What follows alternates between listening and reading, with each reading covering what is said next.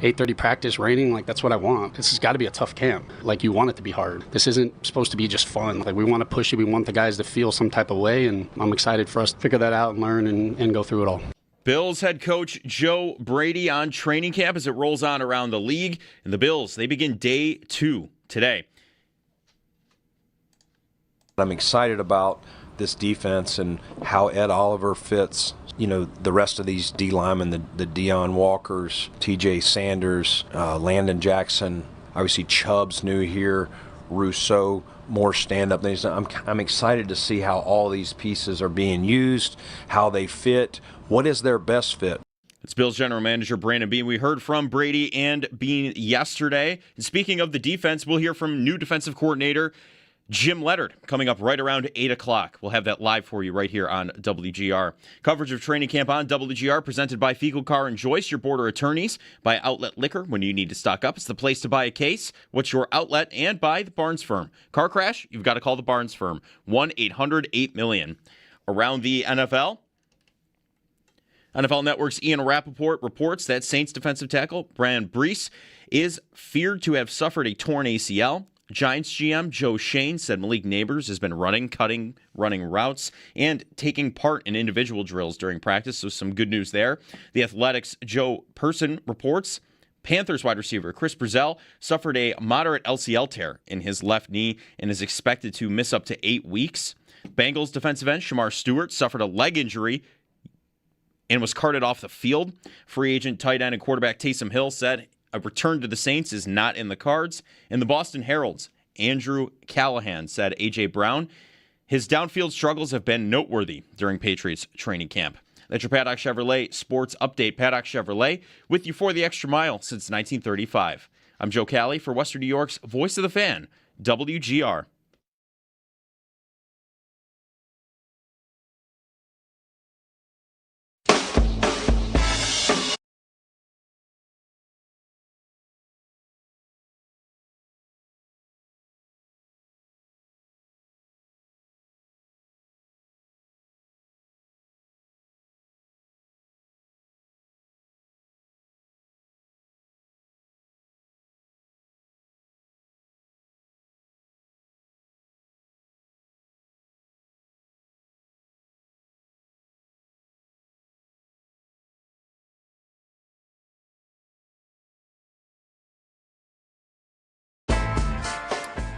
I mean, maybe you'd have something LeBron themed now for a Philadelphia-style hot dog. Hot dog of the day coming back this year? Gotta be, right? I don't see why I wouldn't. Gotta have some new food stuff in the new stadium. Ooh, can't wait for that. But we got time. We got time on new stadium. Maybe not, actually. Sal Capaccio on the Western Hotline. Not on the Western Hotline. When you're co-hosting, Sal, you're not really on the hotline. You're just here. And you're at camp. I'm with you. So in a video, say hi. I was there yesterday, so hi, bullpen. Hi, everybody's watching, and somebody made a comment of Sal in prison. Well, we do have the center balls here at our dorm rooms. It isn't prison. They treat us very well here, actually. But it's kind of no frills, you know, if you get that. But it's super cool. I mean, I'm literally like 100 yards from the football field, as you know. So it's easy to get down there and navigate around there. Yeah, but you and I haven't. Go ahead. We've hosted here. This is the first time in a while. Yesterday, we actually co-hosted together. Yeah, and it's all training camp. You're talking there very quickly. You mentioned LeBron and Philly. Yeah, I mean that whole thing happened last week.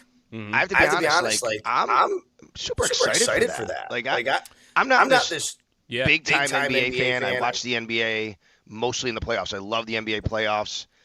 I'm mostly a Lakers fan. You know, I mean, I'm not dialed into their roster and transactions all the time. I kind of root for them. I've always liked LeBron. I'm into Philly. I think I'm going to be into the Sixers this year. I think that's a cool story and team, and I think it's going to be really fun to watch. Yeah, I'm with you. I think they are maybe going to be the first super team that we've had in a lot of years, probably since Durant left Golden State. I don't think I would want to crown them that just yet because you'd want to see it first. But, yeah, I'm pumped about where he decided to go Also, it is funny also that he's reportedly going to live in New York City and he's going to helicopter into Philadelphia. That is amazing. That is amazing. You know what's more interesting on maybe the LeBron thing, Sal? You're a Laker fan, so it'd actually be perfect to bring this up with. I've seen a lot of, Laker fans, Laker media, just not really, like they never really embraced it. Him there. He was there for a long time.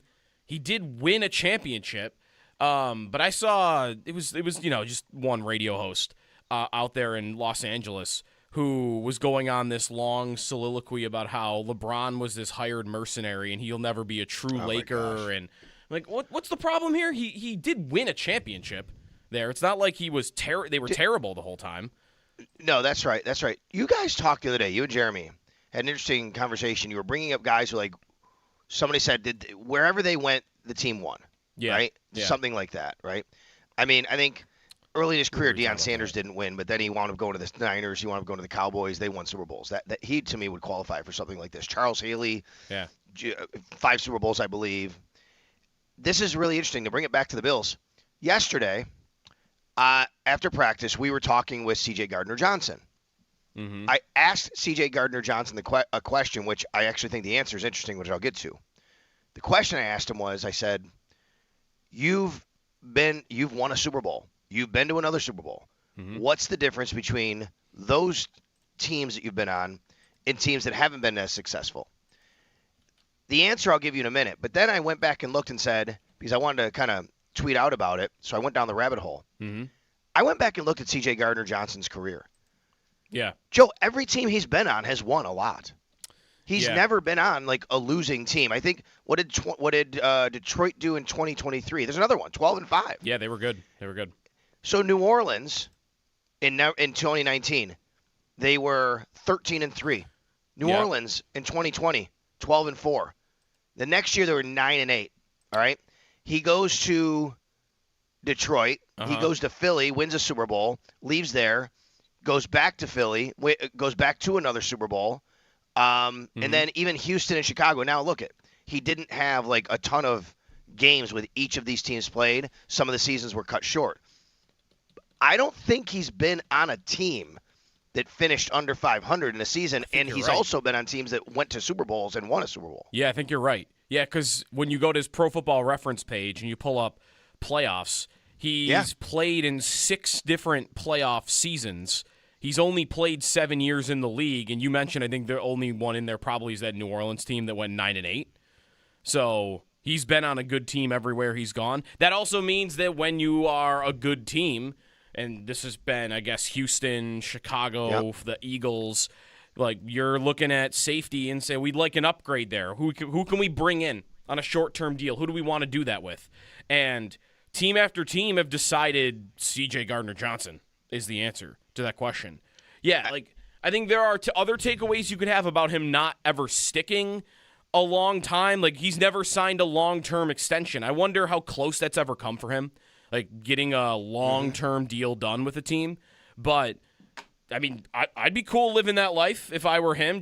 I'm just gonna go year to year. Didn't Matt Collins say this once? Like I just want to be the nomad of the league that goes from team to team, wins in different places, and I'll be cool with that. I mean, that's fine and dandy, I guess, for some people, but man, that's not very much stability in your life. Yeah, I know. You can keep making a living doing it, but that's why people want, the extra year. They want a little more money. Yeah. Guys are like, hey, I'm going from year to year. You're taking some risks there, man. I mean, injury, of course, right? You get an injury, you're not getting a contract the next year. C.J. Gardner-Johnson, Tim Graham wrote a really great piece on him too about this, asking him like, why have you been on so many different teams, 8 teams in 5 years, even though you're winning? And, he's a very polarizing kind of personality in person. The answer to that question, though, was also interesting that I gave him, which was, what's the difference? Now, again, though, how much can he reference and how much can he really draw on? And that's on me. Like, I didn't realize all those teams won because I'm like, what's the difference between those teams and the teams who were less successful? And you could count teams who were 9-8 as less successful, I guess, but he's never been on like a 5-win team. He immediately just said coaching and culture. That's what he said. Now, maybe it's a standard answer. It's a pat answer. I think that's what, you're conditioned to do sometimes, but I think C.J. Gardner-Johnson's also an honest guy who's going to give you an honest answer no matter what. Yeah. But he said coaching and culture. He said the talent is always there. It's how you bring people together. Yeah.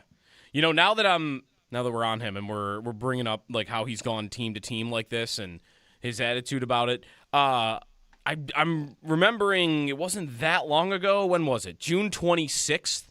He guaranteed that he would win 2 of the next 3 Super Bowls. And when he said that, I thought, oh, he's saying the Bills are going to win 2 of the next 3 Super Bowls. He might not be saying that, right? He might be saying I'm going to win 2 of the next 3 Super Bowls because I might be heading to a different place in a year or 2. Yeah. Well, he's interesting. Today's a defense day. We'll talk a lot about the defense. Jim Leonard is going to speak to the media at 8 o'clock. Very interested to hear from him, and there are observations from day 1 of camp. Jeremy's off today. Sal is in live from St. John Fisher as the Bills will head into day 2 of practice today. It was rainy yesterday, and I don't know, Sal. Like it felt like the biggest story as it's going to be whenever anything happens with this guy is probably the day Keon Coleman had. Also because, right, like the GM talked about him, the coach talked about him. He's certainly a subject. And it was, the Keon Coleman roller coaster, yes, if you will, like started pretty quickly. It did. Very first play, 7-on-7. I want to give context. It was raining. It was raining pretty good all day yesterday. So they go out there, it's raining, it's wet. Very first play of 7-on-7. Simple curl route to Keon Coleman. He drops it. Mm-hmm. I walked right up to Josh Reed, who's standing there kind of near me, and I said, oh, man, not a great start there. That's not how you want to start camp. The very next play, Josh Allen throws a bullet to him on a shorter out route, and it was a very tight window, and Keon made a really good catch, then stayed in bounds and turned upfield. I'm like, okay, there you go. That's a play.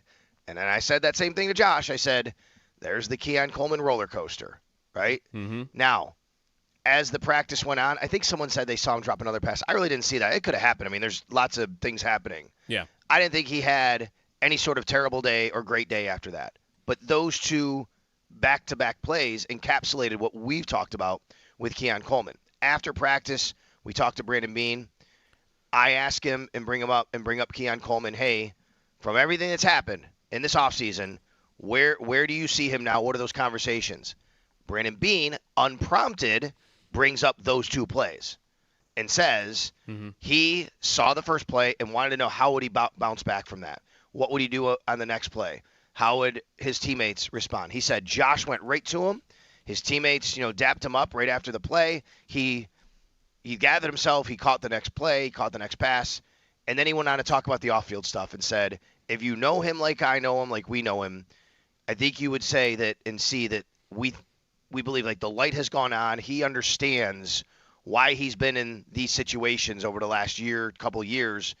And paraphrasing Brandon, what I'll say this, Joe, paraphrasing, I think what Brandon Beane ultimately said was that he believes Keon has kind of finally taken accountability and not maybe blamed others or other reasons and said, yes, this is on me. I know what I've done and have to do better. Yeah. Have you seen the clips of Marvin Harrison Jr. at Cardinals training camp yet, by the way? I have not. He is dropping like everything that is coming near him. He is in maybe a bad headspace right now in Arizona. So like part of me would think like, all right, like, okay, he dropped the first one, bounced back like that. Okay, I understand why that would be seen as a good thing, but I also would think a better story would be, hey, Keon Coleman went through all of training camp and didn't drop a single pass. Like that would be an amazing storyline. But then, like, I'm watching Marvin Harrison Jr. clips, and he can't catch anything that's coming near him. So it definitely could be worse. You want to be able to bounce back from it. I wonder, Sal, just how different do you feel like his opportunity even is this year? I don't think he doesn't have one. I mean, he's out there with Josh Allen at 7-on-7. That's where the drop happens. We saw the video of it. But the first 2 years of his career, he really was thrown out there and playing all the time, like right away as a rookie. Like he was almost always playing 3/4 of the snaps at least, and in a big role. And there wasn't a lot of strong competition for him playing the spot that he did. And now, again, I don't think he's out of it. If the season started tomorrow, he would still probably be in the rotation, but he no longer would just be, I think, a plug-and-play starter playing the amount that he was, the routes that he was running. I mean, I think DJ Moore is probably doing, more of that in terms of workload. So, I don't know, like, I feel like is it not smaller than it was, but it's still there, right? Let's go back a few months.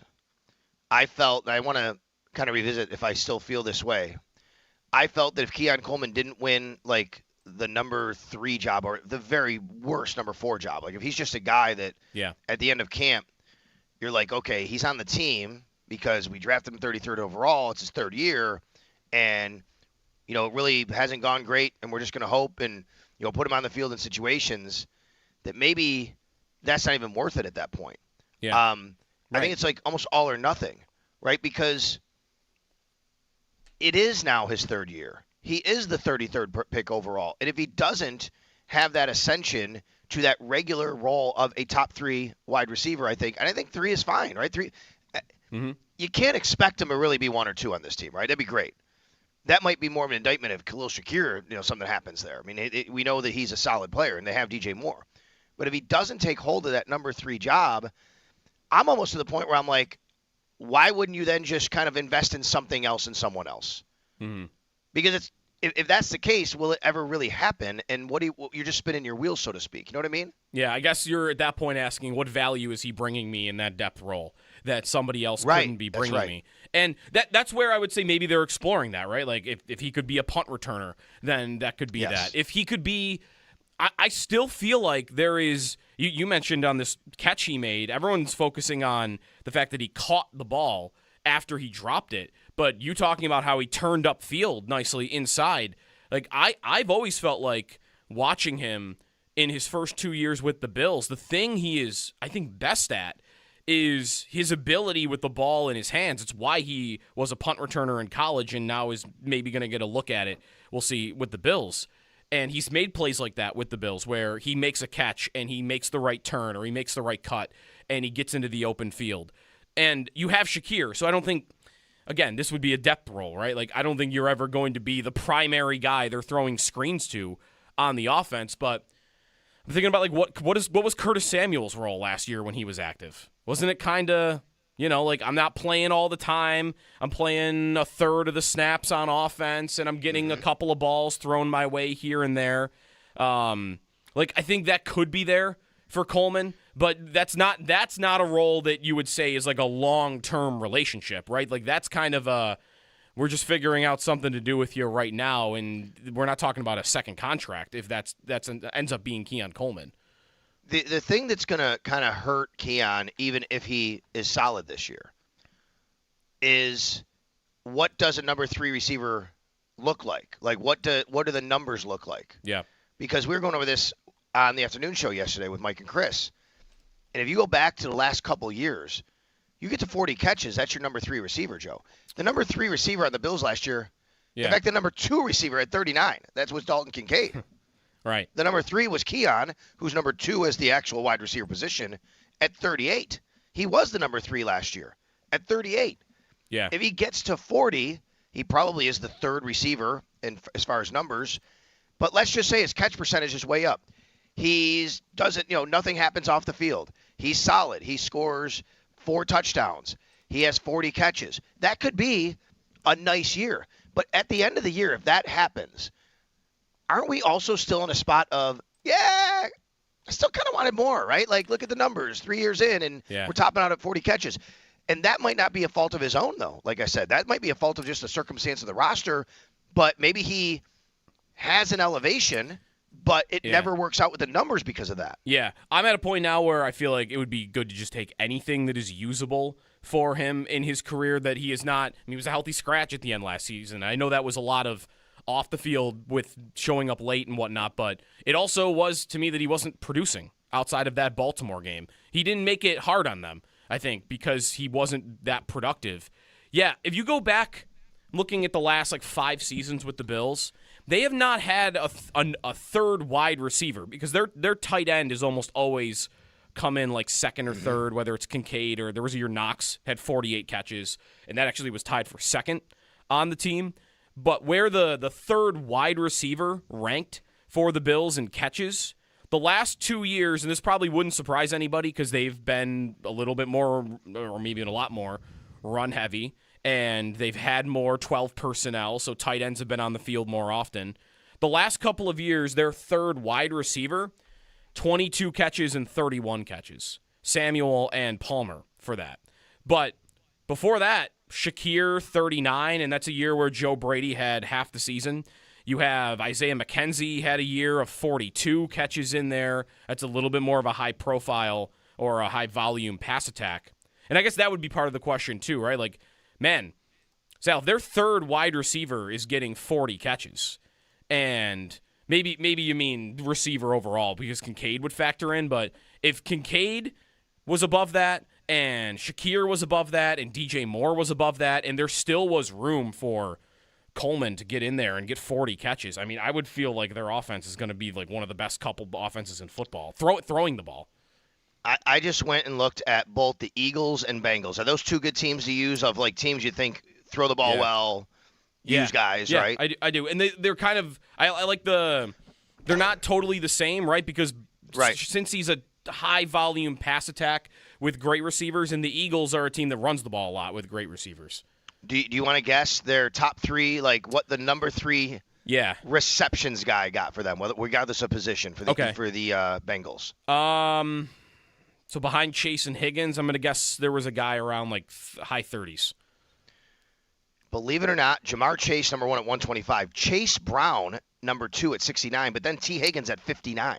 Okay. So their number 3 overall was T. Higgins, who's their number 2 receiver, at 59. Yeah. Then you go to the Eagles, okay?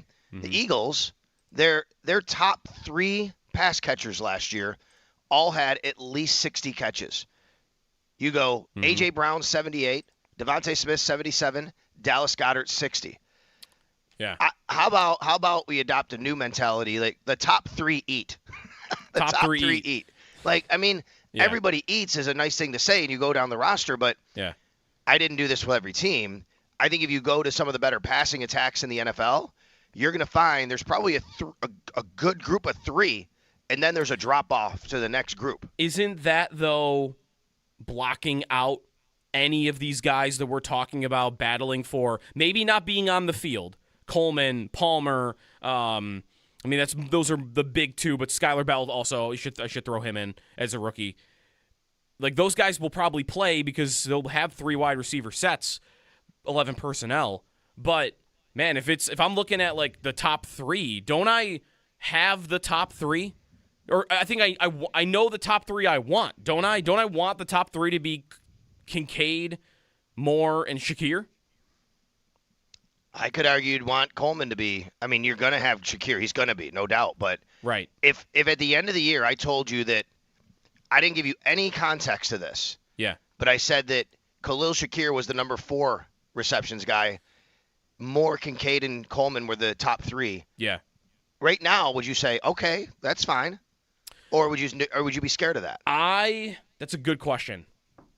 He's been number 1, right? Like last year he was number 1 by a lot. He was at 72, Kincaid at 39. Yeah, if you told me Shakir ends up 4th on the team in receptions and that he was healthy, I think I would want to be excited about that because I think that means the Bills have really, like Joe Brady and Brandon Beane, between a coaching change and a couple of personnel changes, they have really opened up the offense. Or they have figured out how to open up the offense and attack defenses in a way that they used to be able to before all this too high safety shell really became regular. And I think I'd be excited about that. That would because be... part of it wouldn't be part of it. You think maybe, like I'm thinking about it right now, Joe.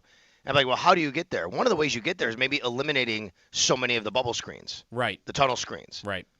And you become more of a downfield team, which takes a little off him and adds a little more to somebody else. And I think you become a better offense, maybe. Yeah, and I also should throw in that while, like, I might look at it right now and say, like, if everybody's healthy, then your top 3 is likely going to be, in terms of like who's catching the football, your 3 weapons are Moore, Shakir and Kincaid that are leading the way. But you can't rely on Kincaid to stay healthy. You gotta you might need a guy, and there's a good chance that you would need a guy to step in there and be your third option in the passing game if Kincaid isn't readily available. And then that's where a Coleman or a Palmer would be really needed, I think, especially if Kincaid wasn't able to produce for them.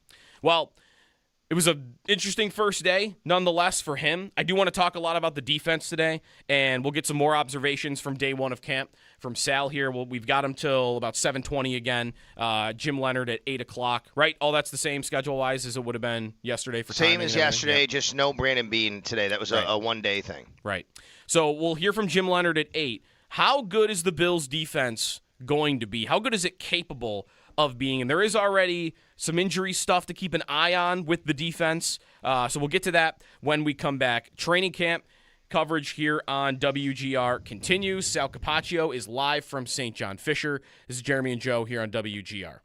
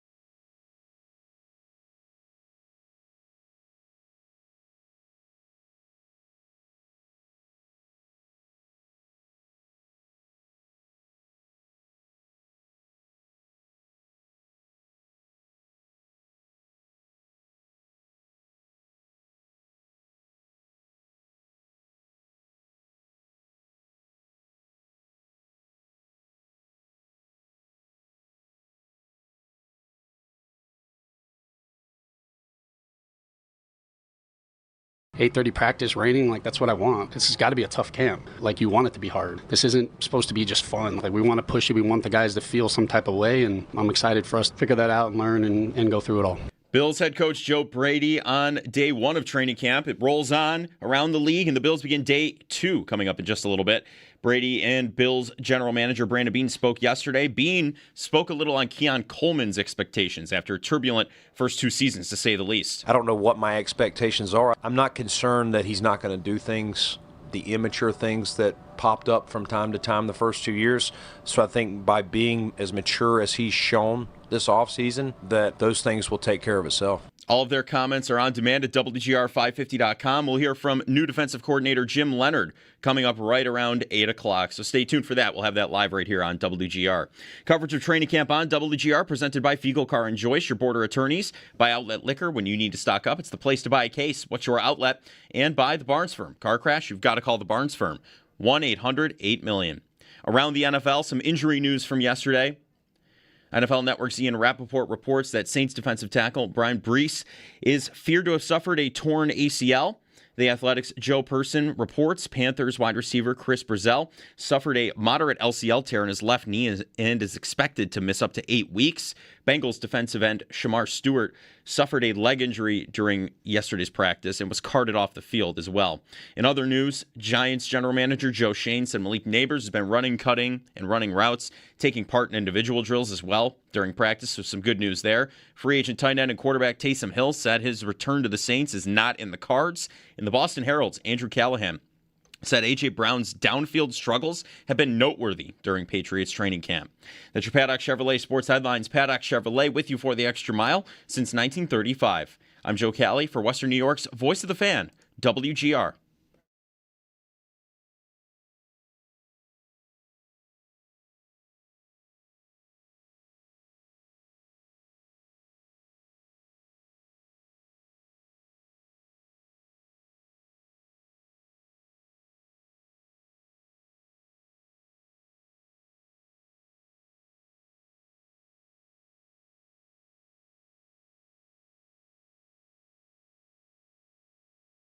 I'm excited about this defense and how Ed Oliver fits, the rest of these D linemen, the Deion Walkers, TJ Sanders, Landon Jackson, obviously Chubb's new here, Rousseau, more stand-up things. I'm excited to see how all these pieces are being used, how they fit. What is their best fit? We like versatility. We want these guys to be able to play multiple spots. I think several guys, Landon Jackson falls in. There's several guys that fall into that. So I'm excited to see those guys, and I don't think that's going to be determined in 1 or 2 practices. That's going to carry through the preseason.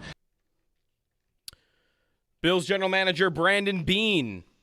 Training camp is underway. Coverage of training camp on WGR presented by Fiegel Car and Joyce, your border attorneys, brought to you by Outlet Liquor when you need to stock up. It's the place to buy a case. What's your outlet? And by the Barnes Firm car crash, you got to call the Barnes Firm 1-800-8-million. Sal, I'm not sure you'll be able to help with this because I don't think you've gone outside yet today, or have you? No, I can look over my shoulder. I have a window here in my dorm room. The moon was as bright as I've ever seen after the sun has come up this morning. I don't know what we call it. I'm lost now on, there's so many strawberry moon and harvest moon and super moon. There's super those. Moon, blueberry moon. Oh yes. There's a different moon. Okay, you ready? I have it. Now. I just asked very quickly the AI overview on Google. Okay. What is today's moon? Yeah. Waning gibbous. WANING GIBBOUS. Yep. See, that's one of the classics. Right. I like the phase of the moon. Yeah, yes. we learned that in school, right? Waning gibbous, waxing gibbous. Correct. I must have missed that day. It's been a minute, It's all right, Sal? Yeah. So they didn't teach phases of the moon back then. I mean, I never got taught cursive, which was something that I couldn't believe they never taught in school. What? Yeah. I got taught cursive. That is amazing to me when I hear stuff. Never happened. Swear. I think we started the cursive alphabet and got to G and then stopped. See, that's worse. Wait, what? That's worse. You stopped mid-alphabet? We started learning the cursive alphabet when I was in, I don't remember what year I was in, but 3rd, 4th, 5th grade, somewhere around there. And we were doing there's the uppercase A. Here's how you write that. Here's how you write the B. And we went through for, I don't know, 3 weeks and then got to the letter G, and then we just never did it again. So I can do up to G in cursive, and that's about it. Yeah. I guess I'm the only one who got the full cursive alphabet. I don't know. Maybe Sal did too, probably. Oh, yeah. I mean, that's all we wrote when we had to write cursive. Right. Mm-hmm. Yeah. See, that was like part of the assignment. You couldn't do anything but cursive when I was growing up. This has become a problem for me. It has not actually really become a regular problem, but so I'm fine at signing my name because I've done it 1,000 times in my life. So like that I'm good with. So all those letters I'm on top of, and like the last name I'm good. But like once in a while, Sal, like this does not happen often. Trust me, I'm not trying to I was just thinking about this. I was going to ask you. Yeah, like once autographs. We were at our draft party. And somebody had all the other guys from the station signing. If it was a stick or something, like your name was on there. And like, hey, I wanted to get all the GR guys to sign this. Could you sign it? And he's like, could you sign it, Sneaky Joe? And I'm standing. I'm like, wait, I've never. Wow. I'm not sure I've ever done a capital S. Wow. In cursive, like I think I'd have like, can I practice over here like on a right? Like this is gonna look so bad. I've not practiced signing that, so. In case that happens I was just thinking about that. Year. I mean, being yesterday, like all the autographs and things like that, and I've signed, for different things and people, but like you can't print it. But then I thought about like how a lot of the autographs now from athletes aren't their signature. It's just some lines, and it doesn't look like. Now it never did anyway for a lot of times, but even more so these days, doesn't look like an actual signature. Okay, you think that's happening more now? Max is very into trading cards, right? Like, so you've probably seen more athlete signatures than I have. Yeah, I see it a lot on trading cards, and a lot of times I'll go, oh, that like looks nothing like what I would think that guy would sign. It's just like, but it's a like that's his signature, and we send cards off to PSA, get them authenticated, and they come back. Yep, that's the signature, and it doesn't look anything like it. But back in the day, it would just be because it was kind of bad cursive, I guess, or quick cursive. Now it's just like a couple lines or something weird. Right. Well, nobody learns how to do an actual signature. I know, right? Now you get to G in the alphabet, and they cut you off. Right, That's right. it. Just write something. I don't know. We might not be teaching it as much as we should be. Yeah. Sal, by the way, real quick, my son is going to the National Card Convention this weekend in Chicago. I'll be here in Fisher. Wow. But you talk about like getting into it, like literally. Giannis taking them. They're going to the National Card Convention in Chicago. Apparently, it's the biggest card convention every year, and it is. I've been told by people like it is overwhelmingly big. Are you what out of 10? What is your jealous meter that it wasn't like 1 week earlier or 2 weeks earlier for you? That it ran right into training camp. I'm okay with it. I'm okay with it. Because if I go, I'll get I'll have like anxiety of him going around and buying and selling and doing things, and if I'm not there, it might be better. You know what I mean? Yeah, that's cool though. Chicago. What's Max's Grail card, Sal? What's he want? What's his dream card? Well, I don't know what he wants. He just purchased. Not kidding you. He just purchased I believe I want to say this right now. It is a LeBron James rookie 1-of-1 printing plate. Whoa. Printing plate? Yes, these are different. That's these metal plates that the cards get printed on. They change colors to make the other cards different. Wow. And it was just purchased. Okay, Very interesting. cool. And it's a LeBron rookie printing plate. Yeah, and he also has. I consider his best card, and I might be wrong. He has a Connor McDavid O-Pee-Chee rookie signed by McDavid. Oh wow, that's good. All right, he's on his way to Honus Wagner. Yes. Yeah, that'd be great. On his way down the road. Training camp practice number 2. Sal, we'll hear from Jim Leonard today. Anything really that stood out that was different defensively yesterday? I mean, it might be tough to do that off, one practice, but did anything really stand out on that side of the ball other than I don't think we knew this right going into practice. We knew some guys would be managed, but Terrell Bernard was not really out there doing anything, or he was doing individual stuff maybe? He did individual. He didn't do any teamwork, and I think that was number one. Nothing from a schematic standpoint. I will tell you, yesterday was very different than most first days where it was so rainy. Mm-hmm. It was tough sometimes to kind of see what was happening because you're trying to stay dry. But also, I don't know if they did their full – I mean, they went even shorter yesterday, and I thought they would. They only went till 10 o'clock. I think most practices go a little bit longer. Wet field. So I don't know if we could gain as much from that. there were a lot of people. There was a lot of rotation yesterday, no doubt about that. I saw D. Alford on the field a lot. We've talked a lot about a different nickel corner situation this year and not being on the field as much. I thought I saw him a lot yesterday. And again, you're going to get that now because there's not a lot of run periods with them doing what they're doing with no equipment on. So that would make sense for him to be on the field, quite a bit there. But a lot of heavy rotation, not only D-line, but in the secondary with the safety. Seemed like everybody was playing. Terrell Bernard did not take any team reps with the defense. Bradley Chubb did, but I don't think he was out there like a ton. I think they were giving a good rotation to some of the other guys. Yeah. What about the two guys that really got bigger this offseason and are playing a little bit different positionally than they had been in Dwayne Carter, Landon Jackson, right? Like, because they're not on the injury shelf at the moment, and they had severe injuries last year that kept them out. I mean, Carter was the whole season. Jackson, it was most of the season. I'm not sure where to put their expectations. They were third-round picks, so I don't think you'd want to put it nowhere. But they also, it's a combo, right? They're very similar in that they're doing different things than you might have thought with them when they were drafted. They're playing at different sizes. And also, when they were on the field, in the little bit that we saw both of them, it's not really like they were standing out. No, what I'm going to find interesting, Joe, is, and I think this is what training camp is for, and this is actually what Brandon Beane talked about on the soundbite on the way in. It's not these specific individuals. Yes, you want to see which guy can do what they look like. I'm interested in how they kind of pair them up. Like, who's playing with whom? What do they want on the field? Do they want a Dwayne Carter and a Landon Jackson on the field at the same time? Right? Do they want a Ed Oliver paired with a different kind of guy? Mm-hmm. Are you putting them in different pass rush situations? And you have Ed Oliver one and, whoever else. I don't know, Zane Durant, who's also a smaller, penetrating defensive tackle they drafted. Is he also going to be out there? For me, it's going to be more of that kind of thing. Like, what are they looking at in certain down and distance? When they go heavy, what does that look like? When a team, definitely is going to – it's more of a – I don't know, a 2nd and 2 or a 3rd and 2 situation where, okay, we're looking more for a run, and the other team goes heavy, not goal line. But those are the things that I'm going to be looking at. And, yeah, I mean, there's some decisions coming at this group, guys. Mm-hmm. I mean, if they're going to keep 5 defensive linemen, now we're not counting these stand-up outside linebackers. We're not counting Rousseau and Chubb, Michael Hoyt, TJ Parker here.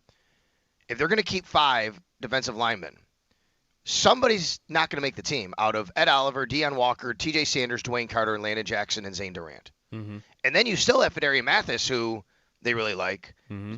I don't think Zion Logue or Tommy Akingbode is probably, one of these guys we'd talk about, but just they're on the roster.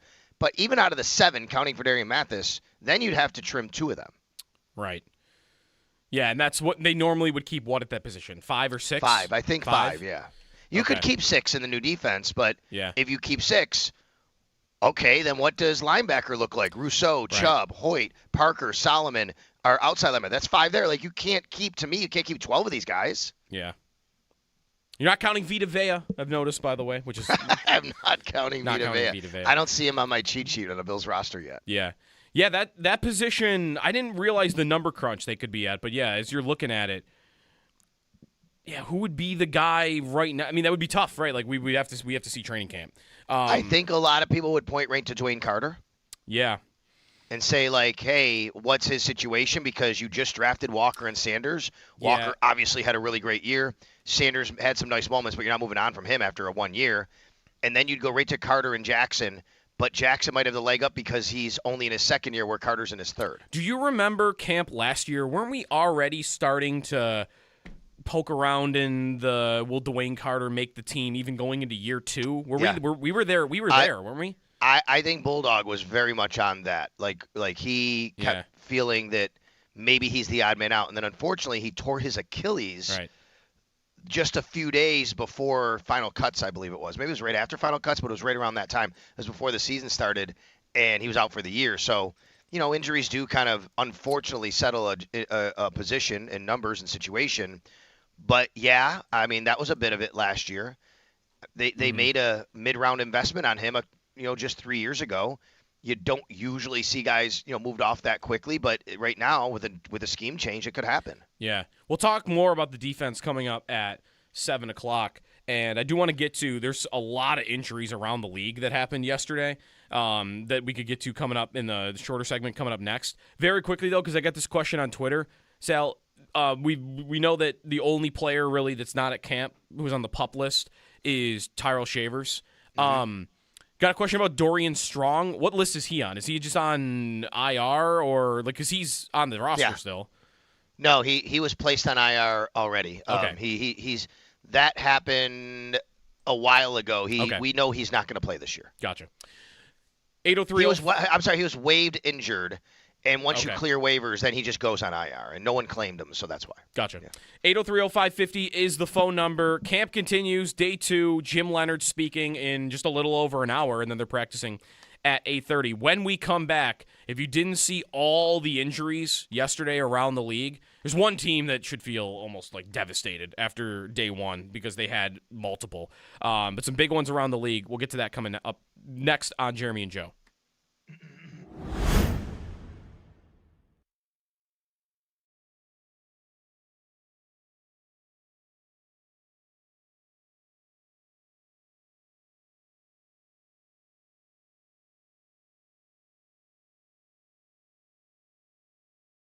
I went back and looked at C.J. Gardner-Johnson's career. Yeah. Joe, every team he's been on has won a lot. He's never been on like a losing team. I think what did Detroit do in 2023? There's another one, 12-5. Yeah, they were good. So New Orleans in 2019, they were 13-3. New Orleans in 2020, 12-4. The next year they were 9-8. All right. He goes to Detroit. He goes to Philly, wins a Super Bowl, leaves there, goes back to Philly, goes back to another Super Bowl, and then even Houston and Chicago. Now look at, he didn't have like a ton of games with each of these teams played. Some of the seasons were cut short. I don't think he's been on a team that finished under 500 in a season, and he's also been on teams that went to Super Bowls and won a Super Bowl. Yeah, I think you're right. Yeah, because when you go to his Pro Football Reference page and you pull up playoffs, he's played in 6 different playoff seasons. He's only played 7 years in the league, and you mentioned I think the only one in there probably is that New Orleans team that went 9-8. So he's been on a good team everywhere he's gone. That also means that when you are a good team, and this has been, I guess, Houston, Chicago, the Eagles, like you're looking at safety and say, we'd like an upgrade there. Who can we bring in on a short-term deal? Who do we want to do that with? And team after team have decided C.J. Gardner-Johnson is the answer to that question. Yeah, like I think there are other takeaways you could have about him not ever sticking a long time. Like he's never signed a long-term extension. I wonder how close that's ever come for him, like getting a long-term deal done with a team. But I mean, I'd be cool living that life if I were him. I'm just gonna go year to year. Didn't Matt Collins say this once? Like, I just want to be the nomad of the league that goes from team to team, wins in different places, and I'll be cool with that.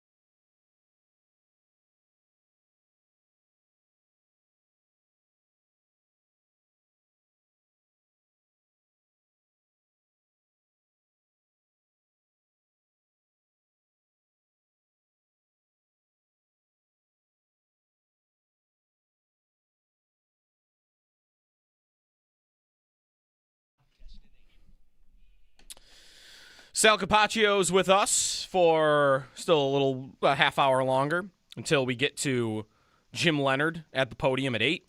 Some very quick around the league stuff. I think every day that goes by where nothing bad happens to you, like that should be a good day because, listen, it could be a lot worse. So the Carolina Panthers already have lost their second-round rookie defensive end, Nick Scorton. I mean, we talked about him a little bit in the draft process, right? Texas A&M.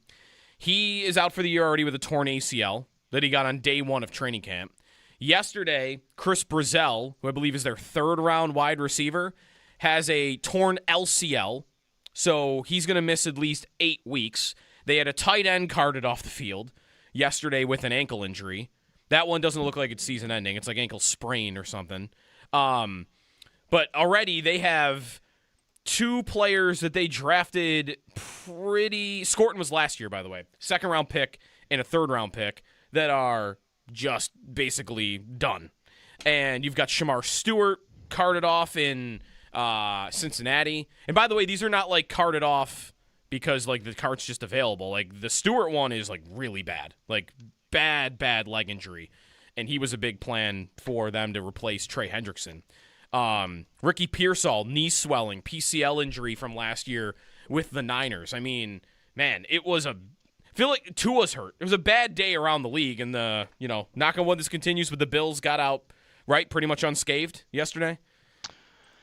I think so, yeah. You mentioned that Tyrell Shavers is on PUP. Right. He's the only player not practicing on a reserve list other than Dorian Strong, who's not going to play this year. Right. Tyrell Shavers saw him afterwards. He said that, he believes that, he's going to play this year. But yeah, Brandon Beane indicated that's probably not going to happen in week 1. He's not going to practice during training camp at all. So we'll see where that goes. So yeah, let's kind of put him in a separate bucket. Of the guys practicing, the guys out on the field, the only one we didn't see take team reps that I noticed was Terrell Bernard. Otherwise, you're right. Yeah. Nothing, thank goodness, on a wet field, a first day of practice, training camp. No one came off the field with any significant injuries or notable injuries, I should say. Yeah. By the way, also around the league, Bijan and Jahmyr Gibbs both not practicing because they want bigger they're in contract stuff. Similar to what James Cook went through a year ago. Uh-huh. And also, did you see where Atlanta's at quarterback-wise already? Because Penix is out and Tua's hurt. Yesterday, it's day 1 of training camp. I think it was their day 1. And they had 1 quarterback available, and it was an undrafted free agent rookie. That's it. That's like they're trying to start training camp, and like we've only got 1 quarterback because we signed a guy that's, really injury prone on top of our other quarterback who already has a bad knee injury. So Atlanta's not off to a strong start to camp. When we come back, what is the ceiling for this Bills defense and what we've seen already, the little bit that we have at training camp? Sal's joining next segment. He'll head out, get to Jim Leonard. Excited to listen to him coming up at 8, practice at 8:30, and we'll react to that, of course, as it rolls along this morning.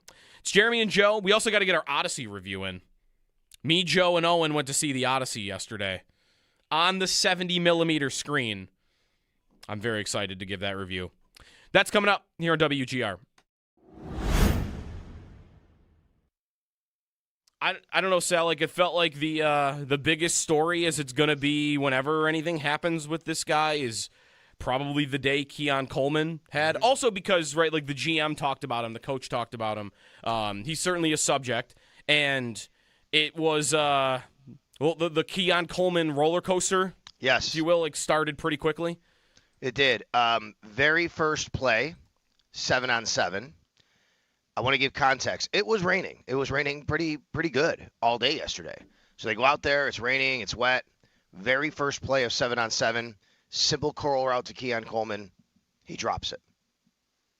Mm-hmm. I walked right up to Josh Reed, who's standing there kind of near me, and I said, oh, man, not a great start there. That's not how you want to start camp.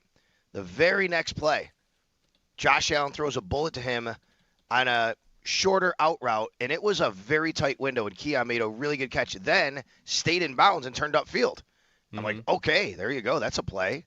And then I said that same thing to Josh. I said, there's the Keon Coleman roller coaster, right? Mm-hmm. Now, as the practice went on, I think someone said they saw him drop another pass. I really didn't see that. It could have happened. I mean, there's lots of things happening. Yeah. I didn't think he had any sort of terrible day or great day after that. But those two back-to-back plays encapsulated what we've talked about with Keon Coleman. After practice, we talked to Brandon Beane.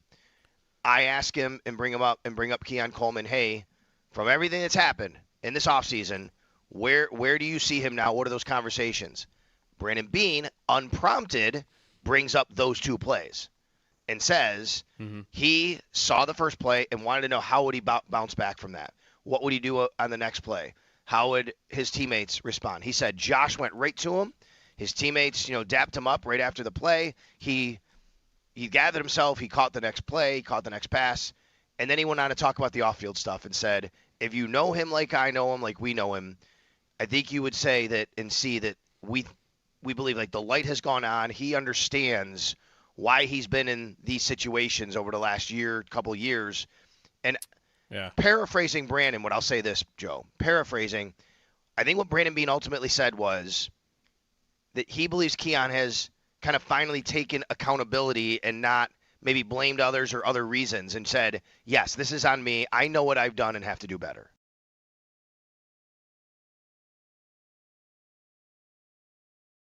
I went back and looked at C.J. Gardner-Johnson's career. Yeah. Joe, every team he's been on has won a lot. He's never been on like a losing team. I think what did Detroit do in 2023? There's another one, 12-5. Yeah, they were good. So New Orleans in 2019, they were 13-3. New Orleans in 2020, 12-4. The next year they were 9-8. All right. He goes to Detroit. He goes to Philly, wins a Super Bowl, leaves there, goes back to Philly, goes back to another Super Bowl, and then even Houston and Chicago. Now look he didn't have like a ton of games with each of these teams played. Some of the seasons were cut short. I don't think he's been on a team that finished under 500 in a season, and he's also been on teams that went to Super Bowls and won a Super Bowl. Yeah, I think you're right. Yeah, because when you go to his Pro Football Reference page and you pull up playoffs, he's played in 6 different playoff seasons. He's only played 7 years in the league, and you mentioned I think the only one in there probably is that New Orleans team that went 9-8. So he's been on a good team everywhere he's gone. That also means that when you are a good team, and this has been, I guess, Houston, Chicago, the Eagles, like you're looking at safety and say, we'd like an upgrade there. Who can we bring in on a short-term deal? Who do we want to do that with? And team after team have decided C.J. Gardner-Johnson is the answer to that question. Yeah, like I think there are other takeaways you could have about him not ever sticking a long time. Like he's never signed a long-term extension. I wonder how close that's ever come for him, like getting a long-term deal done with a team. But, I mean, I'd be cool living that life if I were him. Just I want. This has got to be a tough camp. Like you want it to be hard. This isn't supposed to be just fun. Like we want to push it. We want the guys to feel some type of way, and I'm excited for us to figure that out and learn and go through it all. That's Bills head coach Joe Brady. Training camp rolls on around the league. The Bills begin day 2 coming up in just a little bit. Brady and Bills general manager Brandon Beane spoke yesterday. Beane spoke a little bit on Keon Coleman's expectations after a turbulent first 2 seasons, to say the least. I don't know what my expectations are. I'm not concerned that he's not going to do things, the immature things that popped up from time to time the first 2 years. So I think by being as mature as he's shown this offseason, that those things will take care of itself. All of their comments are on demand for you at WGR550.com. We'll hear from new defensive coordinator Jim Leonard coming up right around 8 o'clock. We'll carry that live right here on WGR.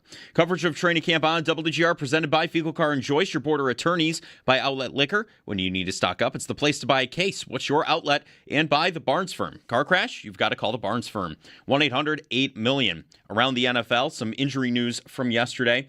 NFL Network CNN Rappaport reports that Saints defensive tackle Brand Brees is feared to have suffered a torn ACL. The Athletics' Joe Person reports Panthers wide receiver Chris Brazell suffered a moderate LCL tear in his left knee and is expected to miss up to 8 weeks. Bengals defensive end Shamar Stewart suffered a leg injury during yesterday's practice and was carted off the field. In other news, Giants general manager Joe Shane said Malik Neighbors has been running some routes and taking part in individual drills as well.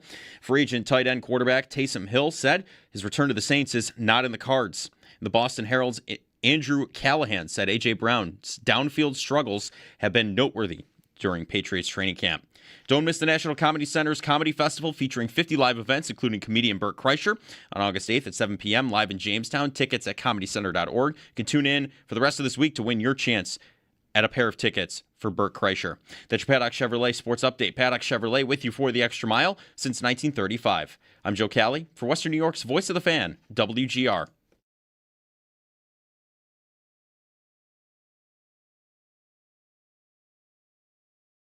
I'm not going to lie, it was great for me. I got to be a dad, right? I got to be a husband. That was really good. I tried to be intentional about giving my coaches space and the staff space. They're going to hear from me every single day and get tired of me, so I thought that was good. You get that itch on the way to come back, right? And it's like, okay, it's football, and it's tough. You drive down the road, like we're all human, right? We're all away from our families, and obviously, I'm away from my kids and my wife, and there's nothing that we can do that's going to make that worth it. You're being away from your family, but let's make sure that what we do is meaningful. And so the 6 weeks was tough, but I'm ready for football again, and I needed it. Bills head coach Joe Brady. Good morning. It's Jeremy and Joe. Jeremy's off this week. He's getting his break with his family this week at the lake, and then he'll be back. The big things happen while someone's away. Did we get that? I mean, we got the uniforms, but we knew we were going to get the uniforms. I don't know. Does that count? What do you think, Sal? Like we kind of is when it's scheduled. It doesn't really qualify in the same way. No, I don't think so. I think the big things happen when people are away, are like things that oh my God, that just happened. Right, exactly. That'd be like if Hellebuck had been traded while Jeremy was away, or the Bills traded for Vita Vea. Should I be even throwing that around like in passing like that? Do you feel like that's and mostly we talked a little bit about it when Nate was in the other day, but that's kind of it, because I've just been so scarred by the NFL. Very different than hockey. I feel like in hockey, when a guy asks for a trade, they almost always get traded. But it's the nature of the sports, I guess, because in the NFL, a guy asks for a trade, I feel like I just scroll right past it at this point, because how often does that guy actually get traded? Like 10% of the time? Yeah, right. It's exactly the same thing with me. And you know how much I despise the no movement clauses and no trade clauses in the NHL. I think they get handed out like candy, and it really stops any discussion when there is a bit of we could do. No, sorry, he doesn't want to go there. With Vita Vea, I mean, he has said he wants to go West Coast, Las Vegas. And look, I do think like a team like the Bills, you look and go, hey, dude, like we're favored to win the AFC. You have Josh Allen here. You could convince a guy like that. I think that could happen. But I think there are too many barriers for this to happen to get excited about, or to keep kind of bringing it up and thinking that it might happen. Number one is there are 30 other teams that would want Vita Vea probably, right? Right. Number two is you have to give up compensation. You could get over that. You could justify whatever that is. I don't know what that compensation is. But maybe the biggest thing is he's going to want to get paid too. And the Bills don't have the money to do that.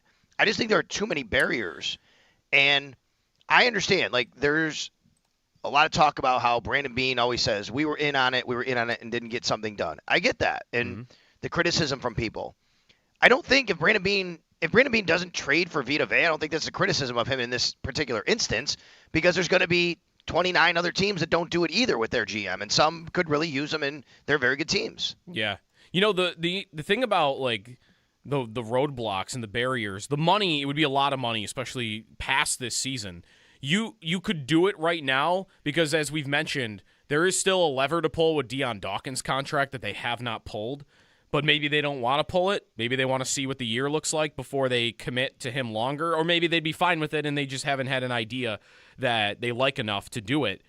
But what might be a little interesting, and this could be interesting for trade deadline talk in a couple of months, or a guy that becomes available late, is trying to find, you can't really find, I guess, what the Bills had going into seasons, cap-wise, but I can tell you that really for the last 4 years, 5 years even, the Bills have had, or ended the season, using basically all their cap. Like, they've ended the year with, like, $500,000 in cap space, $800,000 in cap space. Like, they've really used up all that they've had available to them, which I think you want. You want that for your team. This year, right now, they're not near the top of the league in cap space. I mean, somehow the Niners still have, this is at Spot Track, $60 million in cap space. I don't understand how that's possible, but whatever. The Bills right now are down at $10 million in space, which, again, it's hard to do it because I might be doing it on memory. I feel like that's more than they normally have going into a year. And I don't know, maybe they want to reserve that for, let's see how the year's going. We might not need to use it. There's some stuff you can roll over, right? And if there's a trade out there at the deadline that we like, maybe we want to keep a little bit of flexibility to do something then, rather than use it up now on a guy that we feel like we're just using it to use it. Yeah, I remember last year they talked about that, which was you have to have kind of a slush fund, an injury fund, right? Like slush fund, yeah. Throughout the year, the other thing about people have to remember, and this affects the Bills because they're up against the cap more than other teams. Mm-hmm. Throughout the year, when a guy gets injured and you sign a guy, you elevate a guy from the practice squad, you bring him up. Like those dollars moves count. Do cost money. Those dollars count. I mean, yeah. Yeah, they have to. You have to allocate for that. So it is tougher for a team like the Bills. It's not impossible. I'm not saying they can't. If they really wanted to find money, I know salary cap isn't real. You can always adjust things. Teams do it a lot, but it gets tougher to do. And then a guy like that, I mean, what comes with that is, you need a long-term contract, or you're in the same situation when he comes to your facility, which is, hey, I don't want to be here. Right. I want a new deal, Right. So, Sal, on the defense, so in an hour we're going to hear from Jim Leonard, and we've talked about a lot of the players and kind of how they fit in, and we're going to be figuring that out, not even just now, but once the regular season begins. I guess, is there any position you're worried about holding them back this year at all? I'm wondering a lot about linebacker for that, because Bernard is going to be they'll be managing him a little bit here at the beginning of camp. He had a bad injury last year. The picture of his ankle in the offseason, it's hard to get out of your head because it's crazy what he had and was able to play through. And he's not a perfect player anyway. I think he's a good player when he's healthy. But do you consider that a position where they really have depth right now? I feel like maybe because there's a position battle and Bernard over here, it might feel like it's a little flimsy, but they also have a bunch of names, and Shaq Thompson's out there if they ever needed somebody. So, I don't know. Is there a position on defense that you're worried about at all for them going into the year? Well, yes, linebacker from a standpoint of tell me what I'm getting. Is Terrell Bernard going to be healthy? Because if he's not, what is happening there? Is it Caleb Elamzor and Dorian Williams as your starting linebackers? And if that's the case, I think you almost have to pick up the phone and call Shaq Thompson at that point and say, okay, we need a guy here. We need another guy. That is a little worrisome. I need to know what his situation is. And once we get through the next few weeks, that could be a tipping point of, okay, where is Terrell Bernard? Maybe where is Dorian Williams? Dorian Williams told reporters yesterday, by the way, he had a bilateral knee fracture. Yeah. That's why he was out. And he's out here practicing, which is kind of crazy, right? So I would say that's a position. But, Joe, I also continually bring up, tell me who the fourth outside corner is on this team right now. Right. Well, now that said, they do have Toriano Pride, who they drafted, who you never know. If that guy comes in and wins a job as a seventh-round pick, I mean, Dane Jackson did. I use Dane Jackson always for an example like this. He's a seventh-round pick. He came in. I think he made the practice squad his first year, but he played in this league. That's a depth boundary corner, all right? That's okay. If Toriano Pride does that, then you roll with that. Kanai Walker and Jordan Dunbar are undrafted free agents. At least give them the opportunity to see if they can make the team, to see if you have something there. If you get through camp, at the end of camp, you may have to make another call. Is that Tre'Davious White? Is that somebody else who's out there? Yeah. Those are the spots that I'm a little hesitant on right now. I hear you, especially because they've suffered corner injuries every year, and you have two guys right now at the top of the list that have been a part of those injuries, right? Hairston injured twice last year. Benford's been injured a bunch in his career. So, yeah, I definitely get you on that. I guess I'm also thinking, though, like if they stay healthy at corner, I kind of expect them to be good at corner, right? Like, I think if fourth corner is your biggest problem as a defense, I think you should probably be a pretty good defense if you're able to stay healthy. It also, though, there are other questions, though, right? Like, there is, how good are they actually going to be at rushing the passer? Like, I'm hoping they're better than they've been at it, and I think they have an interesting group that has potential, right? Rousseau and Chubb and Hoyt, if he's going to stay healthy throughout the year and is the same that he was before, and Parker as a rookie can be something. Like, I do like the potential of the group, and that's not even mentioning Walker and Oliver, the guys on the inside. But isn't that always kind of what it comes down to? Like, that's been their biggest problem. I'm hesitating to say it, but I think that's got to be right. In these games they've lost in the playoffs, there are stats out there about how they've had, like, no sacks in their playoff losses going, like, back 4 or 5 years. Like, maybe Jerry Hughes is the last one that had one in a playoff loss. Like, it's been a minute since they've been consistent at rushing the passer in the postseason. And this could be schemed too, but that is a huge question about them going into the year that they constantly are addressing, constantly are trying to figure out. And I don't know how sure to be that they are going to be better in that area. I think they probably will.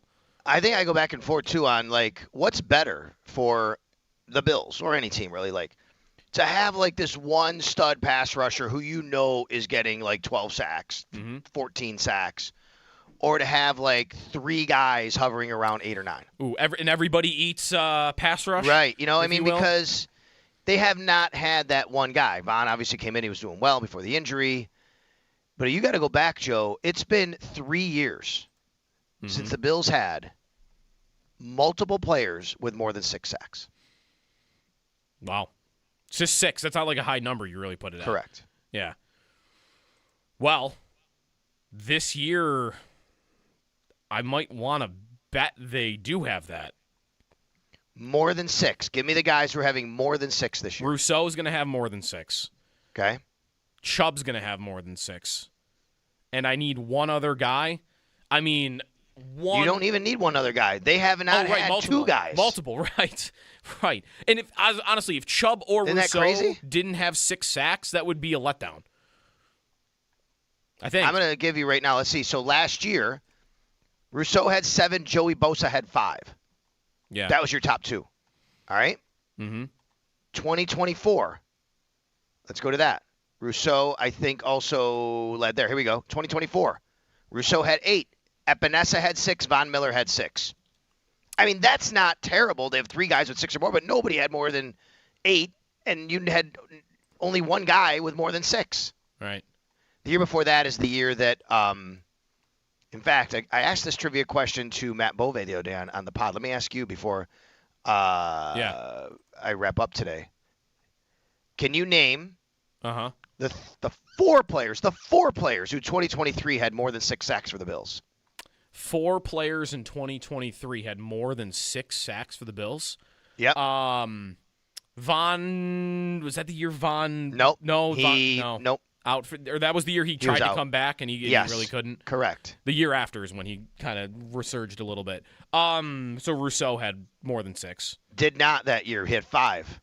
Wait, they had 4 guys and Rousseau wasn't one of them? Correct. Wow. Okay, hold on. This might be tough. Okay. How about AJ Epinesa? He had 6.5. That's correct. Okay. I'm going to give you a bit of a hint for the guy who led. Okay. Go ahead. This was the season that the season opened up in New York against the Jets, and Aaron Rodgers got hurt. Oh, Leonard Floyd. Leonard Floyd had 10.5. Who I think was the only player that had double-digit under Sean McDermott. Yep, that's right. Yeah. And then you have 2 guys who are not defensive ends. Did Ed Oliver get 6? 9.5. Yeah, that's the big Ed Oliver year. And then finally, a guy that you wouldn't think, but I think in this defense, the way they talk about him and his skill set, it could translate more. A guy that had a great year in 2023. Okay. He like his arrival year as a linebacker. Okay, so I was going to guess Jordan Phillips. It's definitely not him then because we're talking linebacker here. Is it Bernard? It is 6.5. He had a 6.5 sack season blitzing. I'm sure all of those. Wow. Yeah. I mean that's a fine place to be. I think if you have 4 guys that are really good like that, and you can send waves at the other team. Like, that is, I think you can do it both ways. You could have a defense where you have that elite edge rusher like Myles Garrett that is just a ton to handle, and that makes it easier on the other side, right, and all the other guys. Because when an offense is focusing 2-3 guys in protection on Myles Garrett, now everybody else has one-on-ones, and it becomes a lot easier for them. But also, like, how did the Eagles win the Super Bowl a couple years ago with an elite pass rush?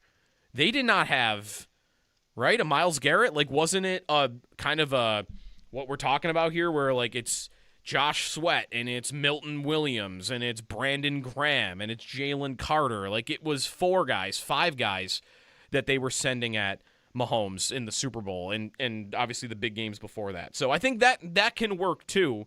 And that's definitely the path the Bills are chasing here, because they don't have they simply don't have a guy like Garrett, Parsons, Max Crosby, and I also don't know that anybody on the team, Sal, is capable of reaching that. Like, TJ Parker, I know, is a rookie. I don't know, though. Is he someone that we consider to have that level of ceiling? I mean, it doesn't really feel like that to me, but you never know. I feel like if they become an elite pass rush, it will be because there are 4 or 5 guys that are all great, rather than one guy that kind of stands out. Right. And I think the hallmark of Jim Leonard defense, what he wants to do is, you don't know where anybody's coming from. Right. You don't know where they're going to blitz from. You don't know what side, what spot. That's the whole point of a Jim Leonard 3-4. Everybody's kind of moving around and coming from different spots. You don't have that one really kingpin sack guy. Yeah. Lastly, before we let you get out of here, last year the Broncos were a good team for this too to look at, because they were they number 1 in the league in sacks? And I'm using Denver because that's obviously where Jim Leonard was with Vance Joseph.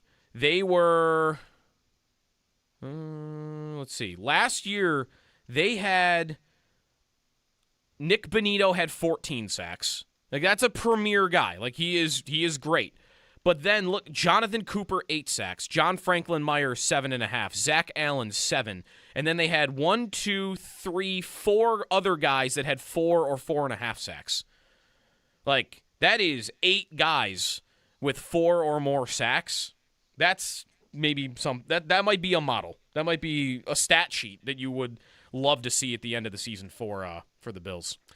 Everybody eats sacks. Everybody eats sacks. Yeah, we'll move it from the off. I'm good with that. You want to move it from the offense to the defense? That's okay. Yeah, that's right. All right, thank you, Sal. We'll check in with you in a little bit, and we'll be listening with Jim Leonard in about 40 minutes. You got it, guys. Thanks a lot. Thanks, Sal.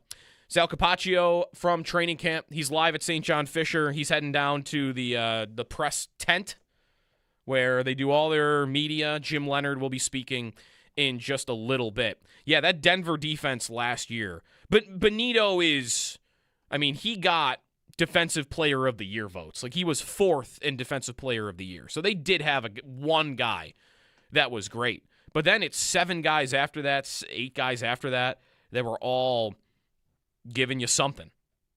And they had a corner with 4 sacks last year. So that's where the blitzing comes in. Jaquan McMillan, that is their nickel corner. So that would be D. Alford this year. Can I bet D. Alford over on sacks anywhere? Probably not. Man, that seems like a juicy one. That's probably a D. You got. There's no way. That's definitely on there. No, there's no sports book that lists. No, that. Are you kidding me? That's no one way. where you are creating your own like Kalshi market. I'm gonna take a look. Yeah, or I've got to email the guy at the sports book and be like, Right. hey, can you set this line for me? And sometimes they'll do it. Yeah, please help. D. Alford sacks. Let's find it. There's what are you're you not looking gonna for? I'm on the hunt. There's No no way. way it's up anywhere. No. I would be stunned if that's a number you could find anywhere. I mean, how many players in the league would they list before D. Alford if they were creating sack props? Like 500? I mean, every single pass rusher on every single team Would come first. All the linebackers probably first. Probably all the linebackers. Right. And then, there's some safeties that'll be in there above him. Yeah. Yeah. He would be very far down the list. Give me the over on. No, the real way to do this is just every single Bills game. Okay, here we go. I'm gonna create the Bills version of the Bulldog Tage Thompson hat trick parlay. Yes. I'm gonna bet every single game this year, D. Alford sack and Bills victory. I'm gonna parlay that together every week. That's fun. I bet I cash out. If it happens 4 times, you're in good shape. I think I'm way ahead. Yeah. If it happens, how many times would it have to happen for me to break even? Twice? I think. Yeah. I mean, it depends on what their odds are and where they're at, but yeah, I would think. I'm going to keep an eye out for that. D. Alford not listed. Thank you. Ed Oliver plus 30,000. Yeah, Tyler Bass also not listed. Ed Oliver what? Plus 30,000. For what? what? For sacks. To lead the most league? regular season sacks, yeah. Plus 30,000 Ed Oliver. So 10 to win $3,000. He's not going to lead the league in sacks. Well, yeah, he's not going to get 14. I think it's 10 to sacks. lose $10. I think that's what that is. Yeah, exactly. A Bill is not going to lead the league in sacks. When is the last time Bradley a Bill Bradley came Chubb's close? plus 10,000. No, No, that's not happening. no. He would be the guy I'd bet though.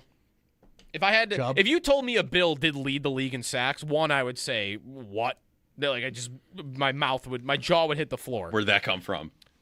And I think I would say, is it Bradley Chubb? I think that's the guy I would ask. The last time a Bill led the NFL in sacks, did Mario Williams? He had 1 year. He had 2 great years with the Bills. Right. Even 3. One of those years, he had 14 and a half, and he was a first-team All-Pro, but 14 and a half is not going to lead the league. No. Bryce Pop, maybe? Yeah, that's the answer, I think. Bryce Pop, 1995. Whoa. 17 and a half sacks. All right. That's the last time it happened. That's a lot. And he won Defensive Player of the Year. You know, what is that as a comparable? What was he before he came to the Bills, led the league in sacks, and won Defensive Player of the Year? He kind of was... I did not watch Bryce Pop, so if you did and I'm like way off kilter here, go ahead, call in and call me an idiot. That's fine. Right. But just looking at sack numbers, before he got to the Bills, he was Bradley Chubb. Oh, well. Before he got to the Bills, 7.5 sacks, 11 sacks, 6.5 sacks, 7.5 sacks. Yeah. That was his career. So a guy that was like averaging 8, 9 sacks a year, maybe even less than that. He signs with you. What's your expectation? Probably where we're at with Bradley Chubb right now. Right. And then he comes in, he has 17 and a half. He wins Defensive Player of the Year and leads the league in sacks. Listen, That's pretty good. That plus 10,000 starting to call out a little bit right now. It's echoing. Mm-hmm. It's coming back into the conversation. No, I'm not going to let myself bet Bradley Chubb to lead the league in sacks. I've already got this throw a tenner on it. I've got this D. Alford plan. I can't do both of those things. You got this D. Alford plan. It's going to take you 8 business months to get a prop on it somewhere. It's a long play. No, well, right. Well, I'm waiting until the game starts. Game day. Yeah, that's game a game day bet. Game day, it'll be up. Yeah, I can definitely bet it on game day for sure. What number is he wearing? I don't even know what number he is. I'm gonna have to know that if I'm making this bet. He's wearing. He's wearing number 23. Micah Hyde's number. Yeah, really. That's fine. I mean, we're not retiring. Micah Hyde's gonna be in the legend circle, family circle. He's not a legend of the team. He's not a number retired guy. No, the Bills have only retired, I think, 3. I think it's just Bruce Kelly, and Thurman. They will do it with Allen. Right. I think getting to a championship is a prerequisite for that, right? I mean, they got to 4 and lost, but Allen's getting it no matter what. Well, sure. Right. But I'm talking like any other position player, right? I don't think there's another Bill that will have his jersey retired from this era. No. If James Cook continues to pop as the leading rusher, if he becomes their all-time leading rusher, then maybe. But I also don't think that's really possible. No. Absurd, right? No, it's the era. He's not going to do it. Yeah. He's right now at 4,000 yards. Thurman's at almost 12,000. I'll tell you how somebody could get back on that list. Diggs resigns and has another like 4,000-yard seasons, and they win a Super Bowl. That's second stint. Yeah, second stint. Diggs. That just like I'm really not opposed to the second stint idea. I know a lot of people are, but yeah, I don't think that's happening. To be clear, everyone. They've also already given his number away. Right, it's done. Shavers, right? Yeah, Shavers was 14. I mean, he would give it back to him. 100%. But and Shavers isn't playing. They're boys, aren't they? Yeah, I mean Shavers. He might be wearing 14 because of Diggs. I think honestly. that's probably right. 803-0550 is the phone number. The Bills' expectations on defense, we've done a little bit of that today. The injuries around the league, bad day around the league for other teams. But the Bills, fingers crossed, good so far. Hope that continues. Even though it was a wet field, they did pretty well. We will have shots of audio in the 9 o'clock hour as well. We've got Jim Leonard coming up at 8 o'clock. And more of your phone calls. Welcome today at 803-0550. If you've got a question or a comment on camp, we talked about Keon Coleman a little bit earlier today. I want to dive back in a little bit on how maybe that role that we're going to spend time on, Palmer, Coleman, who's the third, Skylar Bell, who's the third wide receiver in the offense. When we come back, I think if Dalton Kincaid is healthy, that role is not going to be all that important. That's next.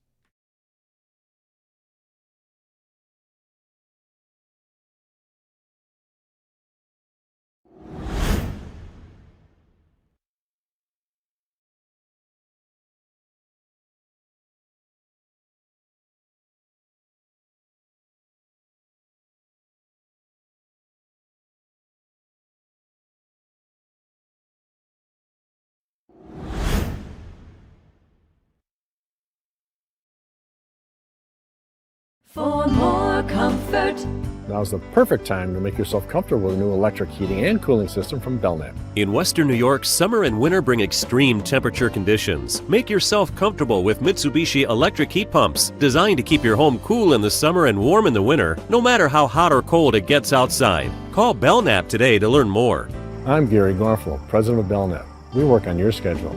We don't charge more for weekends and evenings. That's why we say, give Belknap a ring.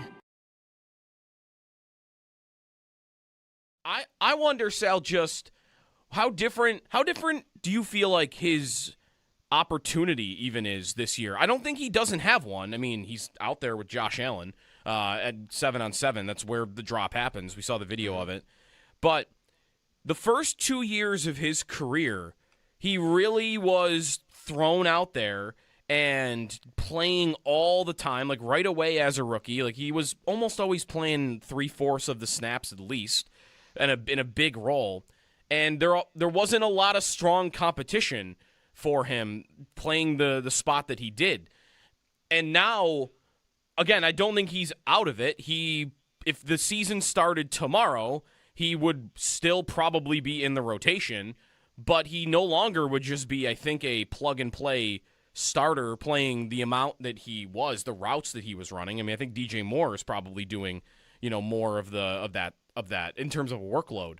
So, I don't know, like I feel like is it not smaller than it was, but it's still there, right? Let's go back a few months. I felt, and I want to kind of revisit if I still feel this way. I felt that if Keon Coleman didn't win like the number 3 job or the very worst number 4 job, like if he's just a guy that at the end of camp, you're like, okay, he's on the team because we drafted him 33rd overall. It's his 3rd year. And, it really hasn't gone great, and we're just going to hope and, put him on the field in situations that maybe that's not even worth it at that point. Yeah. Right. I think it's like almost all or nothing, right? Because it is now his 3rd year. He is the 33rd pick overall. And if he doesn't have that ascension to that regular role of a top 3 wide receiver, I think 3 is fine, right? 3. Mm-hmm. You can't expect him to really be 1 or 2 on this team, right? That'd be great. That might be more of an indictment of Khalil Shakir, something happens there. I mean, we know that he's a solid player, and they have DJ Moore. But if he doesn't take hold of that number 3 job, I'm almost to the point where I'm like, why wouldn't you then just kind of invest in something else and someone else? Mm-hmm. Because if that's the case, will it ever really happen? And you're just spinning your wheels, so to speak. You know what I mean? Yeah, I guess you're at that point asking, what value is he bringing me in that depth role that somebody else couldn't be bringing me?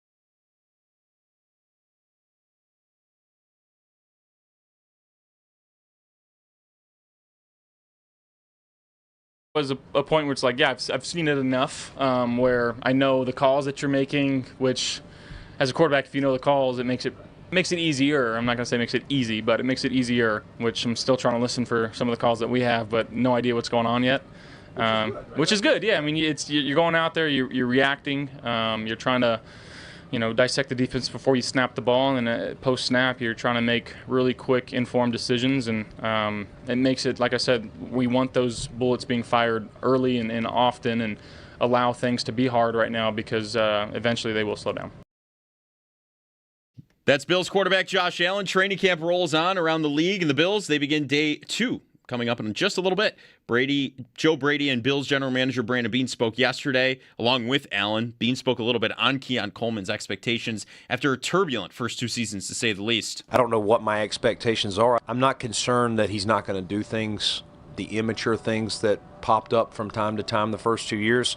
So I think by being as mature as he's shown this offseason, that those things will take care of itself. All of their comments are on demand at WGR550.com. We'll hear from defensive coordinator Jim Leonard coming up right around 8 o'clock, so just about 20 minutes until we're hearing from him. Coverage of training camp on WGR, presented by Fiegel Car and Joyce, your border attorneys. By Outlet Liquor, when you need to stock up, it's the place to buy a case. What's your outlet? And by the Barnes Firm. Car crash? You've got to call the Barnes Firm. 1-800-8-million. Around the NFL, some injury news from yesterday. NFL Network's Ian Rappaport reports that Saints defensive tackle Brian Brees is feared to have suffered a torn ACL. The Athletics' Joe Person reports Panthers wide receiver Chris Brazell suffered a moderate LCL tear in his left knee and is expected to miss up to 8 weeks. And Bengals defensive end Shamar Stewart suffered a leg injury during yesterday's practice and ended up being carted off the field. Listen to Jeremy and Joe all week for a chance to win tickets to Blues Traveler, Gin Blossoms, and Spin Doctors at the Erie County Fair, August 18th. Tickets on sale now at ecfair.org. Don't forget, your concert ticket includes your admission into the fair for the day of the show as well. Those are your Paddock Chevrolet sports headlines. Paddock Chevrolet with you for the extra mile since 1935. I'm Joe Cali for Western New York's Voice of the Fan, WGR.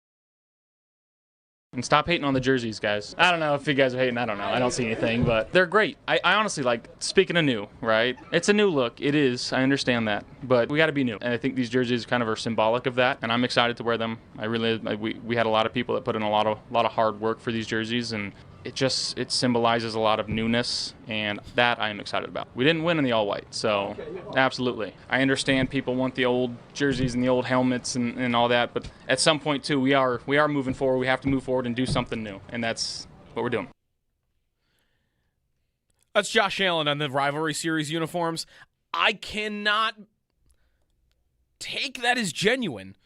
No, the check is in the mail. He's trying so hard to find a lane to tell you why they're good. And how many times did he just say, well, because they're new? Like, we have to have newness. Like, I'm not saying I don't like when teams try things, and I don't also think that people did not try hard on these uniforms. That doesn't mean they're good. Right. No, it doesn't. It doesn't mean they're good at all. The page of explanations for what happened, like I appreciate the thought and everything that went into it, but at the same time, they are still dog water, I'll say. Like, they're not good. And I hating on them hate on them is one thing, but they're legitimately, compared to their other kits they have, total step down from what they have. So. Yeah, I don't know. Like, I know why he's saying it. They want to cool the temperature on how much people hate them. And hey, if Josh Allen says he likes them, then you'll get a certain percentage of the fan base that will just follow that lead. Like, okay, Allen likes them, so I'm in. I'm good with that. But it kind of feels like to me like when Allen said after the Ravens game, kind of criticizing fans for leaving early. Mm-hmm. Like, this is what fandom is. Right. If your team on a Sunday night, on a school night, is down by multiple touchdowns with 4 minutes to go and it's midnight, then yeah, people are going to leave. That's natural. And if you introduce a uniform like this, people are not going to like it. No. And also there's a little bit of a tick there from Allen. Did you notice it? Where he has that tick where he has to make sure and this is all players, like, well, I didn't see all the reaction. Mm-hmm. But multiple times like I did see the reaction. Right. I know. So that's always the funniest thing in the world to me when these guys, any of them, there are some that truly just don't have anything and don't look, but you know what's going on. Don't front. And if you don't have it, someone showed it to you, right? Like you're not saying this without understanding what's happening behind the scenes. You wouldn't be saying the thing you're saying if you didn't know that everybody hated the jersey, dude. And whether you know that because you're online or because somebody told you, you know what's being said. Mm-hmm. That's just the way the world works now. And it was unprompted. He was not asked a question about it. That's the other thing. It was in the middle of the press availability, all of that. He just broke in to stop hating on the jerseys, guys. Right. So there was no question at all about the jersey beforehand. So I mean, it's not a good uniform. Like almost everybody agrees with that. I mean, I saw the jersey design guy for Fanatics tweeted out about elements of the combo that don't work together and why this wasn't thought out well enough. And I think the sentiment there from anyone that does like graphic design or like has experience in this field that I've seen just on Twitter, like this guy who works for the NHL Fanatics, is that the helmet and jersey just don't go together. Right. Yeah. It looks like different uniforms. Yeah, in maybe a different context. I don't agree with this because I don't think there's anything you could do with that gray that would make it look good. No. But his sentiment was you could make that work with something else. And the blue helmet, you could make work with something else. That I believe. I saw everyone's doing this on Twitter, like what the helmet would look like in this uniform or in this color. And I saw that blue helmet in a blue Bills uniform and then white pants, or a red Bills uniform and white pants, and they both looked way better than the gray with the helmet. Yeah, and then everyone's turning the gray jerseys like to white nearly as well, like a lighter gray, and it immediately looks better. The gray with the red helmet and more red accents looks better than with the blue and the darker gray accents. So, I do still think, though, my bigger problem with these uniforms is it points out how strict and dumb the NFL uniform policies are. Yeah. I'm looking, this is the time of year where we're about a month away from all the big soccer leagues starting. Premier League, Bundesliga, La Liga, all those teams are going to start up in about a month. And you're seeing all these big clubs around the world are releasing their kits for this year. Their kits, their uniforms, they change every year. Every single year they do a different uniform. And it's cool. It's awesome. It's awesome. And the uniform is symbolic with that season. Like when I go out to watch Liverpool games and I'm wearing the uniform from the jersey I started being a fan of them, I know that's the 2013 kit. Right. And I will see someone wearing the kit. That's the one they wore in 2020 when they won the Premier League. You'll know it from that, what season it was from. And then they get to try different designs, and there are, no restrictions, right? I just saw this morning, Borussia Dortmund was one of the big two soccer clubs in Germany. Their colors are yellow and black. Right. Have always been yellow and black. Super classic, yeah. Very recognizable sort of kit. Their away kit for this season, is bright purple. And it looks awesome. Yeah. Is it one of their colors? Not even close. Right. It doesn't even, is it in the palette?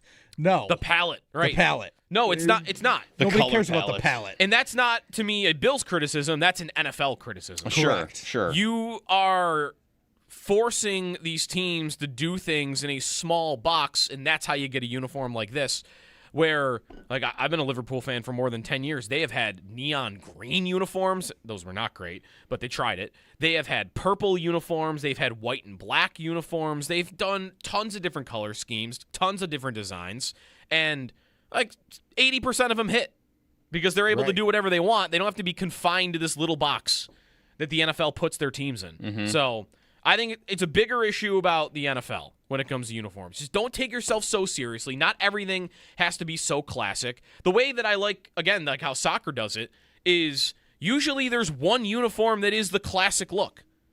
Like Liverpool wears a pretty classic-looking red uniform every year, and it'll change a little bit on the design, but it's what they're wearing at home. It's red. They're wearing red at home, red and white. And then their away jersey will change. That's where they'll get creative.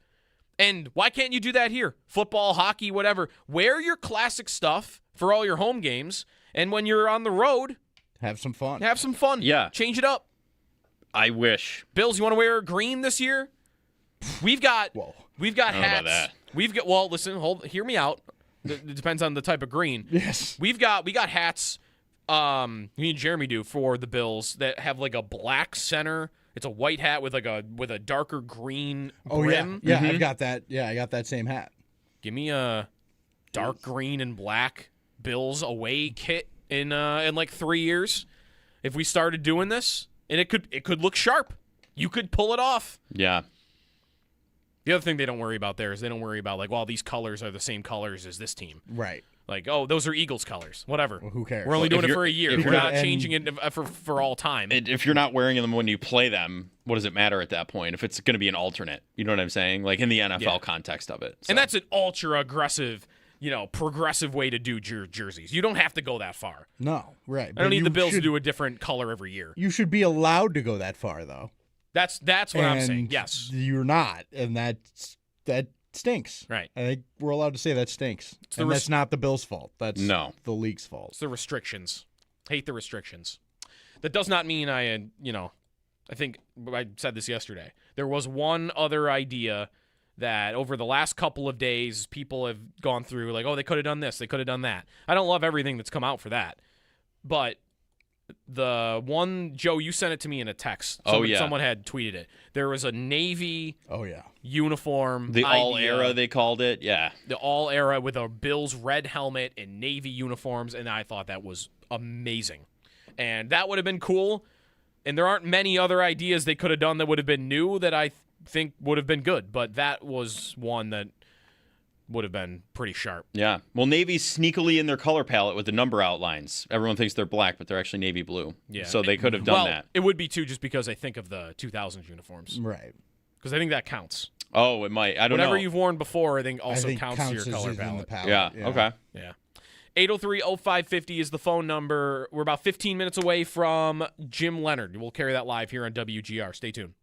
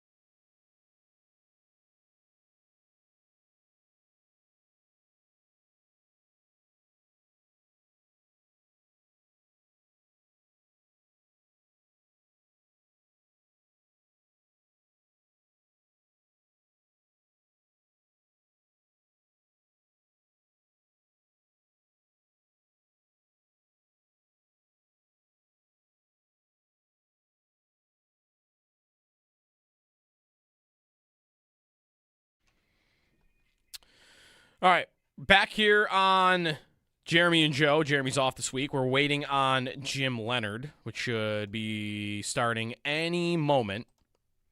We'll take another quick timeout here so that we can get you to Leonard, live. And it could be within moments, could be a couple minutes. So stay tuned.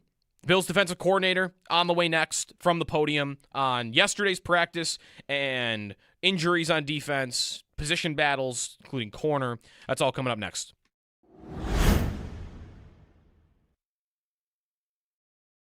I'm just going to go year to year. I went back and looked at C.J. Gardner-Johnson's career. Yeah. Joe, every team he's been on has won a lot. He's never been on like a losing team. I think what did Detroit do in 2023? There's another one, 12-5. Yeah, they were good. So New Orleans in 2019, they were 13-3. New Orleans in 2020, 12-4. The next year they were 9-8. All right. He goes to Detroit. He goes to Philly, wins a Super Bowl, leaves there, goes back to Philly, goes back to another Super Bowl. And then even Houston and Chicago. Now look at, he didn't have like a ton of games with each of these teams played. Some of the seasons were cut short. I don't think he's been on a team that finished under 500 in a season, and he's also been on teams that went to Super Bowls and won a Super Bowl. Yeah, I think you're right. Yeah, because when you go to his Pro Football Reference page and you pull up playoffs, he's played in 6 different playoff seasons. He's only played 7 years in the league, and you mentioned I think the only one in there probably is that New Orleans team that went 9-8. So he's been on a good team everywhere he's gone. That also means that when you are a good team, and this has been, I guess, Houston, Chicago, the Eagles, like you're looking at safety and say, we'd like an upgrade there. Who can we bring in on a short-term deal? Who do we want to do that with? And team after team have decided C.J. Gardner-Johnson is the answer to that question. Yeah, like I think there are other takeaways you could have about him not ever sticking a long time. Like he's never signed a long-term extension. I wonder how close that's ever come for him, like getting a long-term deal done with a team. But I mean, I'd be cool living that life if I were him. I'm just gonna go year to year. Didn't Matt Collins say this once? Like I just want to be the nomad of the league that goes from team to team, wins in different places, and I'll be cool with that.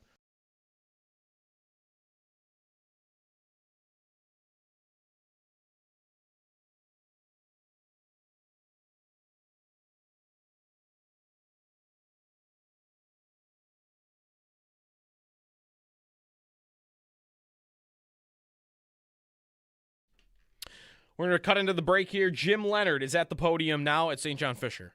It was great. Day one was awesome. It's always great to get back on the field. You take a day off or take a break after OTAs, after the mini camps, and you're just kind of itching to get back and reminding yourself to hold yourself back. Doesn't really get real till the pads come on. But it was awesome to watch the guys run around. They did an awesome job during the break of studying and just so much more comfortable than what we were in the spring. How much did you kind of have to even reevaluate what you saw from minicamp and OTAs to coming out here and adjust maybe things that you've seen and said, okay, this fits a little better? How much of that happened for you? There are already things. There's always little things that you think maybe you'll just kind of roll with what you did in the spring, knowing what the possible adjustment or the next adjustment's going to be. And then you just get to the point where like, all right, it's time. Like, let's make it happen. Let's get guys more comfortable for the season. But the biggest thing was just getting more guys back, right? Just getting more guys on the field, communicating together. We missed some key pieces in the offseason. But day one, you're really just looking to see how comfortable, the communication, the awareness is. And I thought guys killed it yesterday. Communication in the middle is obviously at the linebackers important. How have you seen Caleb handle that? Because he's been one of the guys who's gotten more opportunities as others have been out. He's taken advantage of a huge opportunity, right, with backers ahead of him not being on the field. And he's calm, like he's collected. He wants that role. He wants to be a lead communicator for a defense. That's what he's done in the past. And he just doesn't blink. He's very low emotion, I would say, on the field, like as far as just retaining information, talking, communicating with me with the position coaches, with other guys. He's definitely taken advantage of the opportunity and more reps. Yesterday, Brandon B was talking about, even before you were hired, one of the first things you said in the interview, how you could make Ed Oliver better. You had a lot of good ideas for that. How can you make Ed Oliver a better player in your defense? I think number one is you got to make teams find him. You know, if you know where a guy's going to be, it's a little bit easier for an offense to game plan. And I think the front structures we're going to run, it's going to be more multiple than what they've done here in the past, and that frees up a guy like Ed, you know, and we have some experience around him, some guys that know how to play off of interior D linemen, right? You look at a Bradley Chubb, you look at Greg Rousseau, like Greg's obviously had a ton of reps with Ed. So the more experience you have around a guy like Ed, it frees him up, and it allows him to kind of be the key piece of it and guys to play off of him. Yesterday you had Dion and Dwayne Carter at nose, especially when the pads come on. What do you want to see from those guys when you're in that front, just to evaluate where they're at, whether they can help you there? Yeah, the whole front is when we get pads on, that's the true evaluation. You know, alignment, assignment, they've done a great job. There's going to be some huge battles up front, and a big piece of that is the nose, right? How many snaps do we want Dion at nose versus possibly 4-eye? Dwayne Carter, what is his role? There's a number of guys, Fedarian Mathis, you know, like there's a lot of guys that are going to be moving around. You'll see them at different places during camp, and you know, just want to see how many snaps we think they can function in different roles for us. And I'm excited about the group. You know, they had a great offseason. You know, physically they came back in great shape, and now you're just kind of itching to get the pads on to where we can truly evaluate it against a great offensive line, a great scheme. You know, especially in the run game with what we do here at the Bills. So I'm excited about that. They test me every day. Jim, you know, how much of a transition is it going to be for Greg Rousseau to go from the 4-3 defensive end to an outside stand-up linebacker? I mean, is there more to it than we think, or is there less to it for him to be able to transition to that role? I mean, I think the number one thing was to try to show him how much carries over, right, from what he's done his whole life, you know, the roles he's been asked to do, how much carries over, and then get him to understand the differences and how do we, like, bridge that gap. And he's done a good job of understanding what we're trying to do. We think it's going to allow him to get to his length a little bit better than it has in the past. There's times he's gotten jammed up just with limited space, and obviously he's a unique athlete.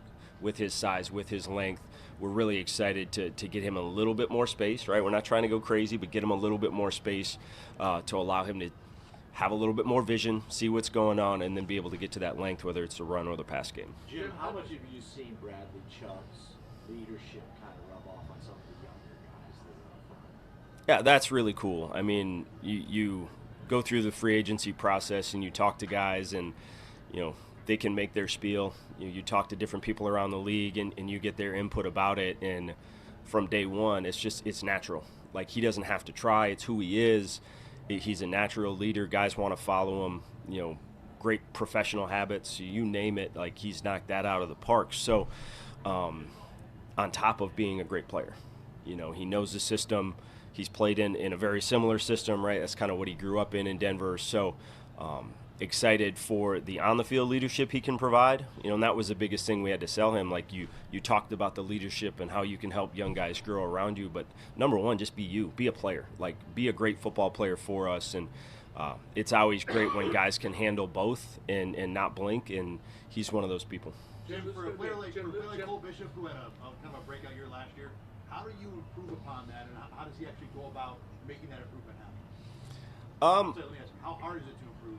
How does he go about making it happen? Yeah, I think for a guy like Cole, when you have that breakout and the system changes, right, sometimes you panic a little bit early. And that, you know, having him a little bit limited in the offseason, I think was good. We're able to have a lot more one-on-one conversations with him and teach the scheme and show him how he fits, rather than just being thrown into the fire of trying to compete and execute every single day. And that was the number one thing I tried, trying to turn the situation that we had in the offseason into a really positive one that way. This will free him up, just like Ed. You know, you talk about Ed up front and the different things we can do with him. The safety group, I see the same way. You know, I was always a Swiss Army knife that kind of did a lot of different things, and that's what I like my safety group to be. There's going to be a lot of different roles and a lot of different positions and techniques they're asked to do, and that fits Cole Bishop's play style and his personality very well. Jim, there's a natural break-in period that you coach in Sweden, but Jim, how do you square the vision that you have on this defense and knowing that it may take a little bit more time? Yeah, my job, being a professional, is to try to make that break-in period as short as possible, right? There always is one, because you're learning new players. They're learning me, right? We're getting comfortable with each other. Over communicating is probably the number one thing that I can do, trying to let them get in my brain, right? Like, what am I thinking? How do I see this playing out?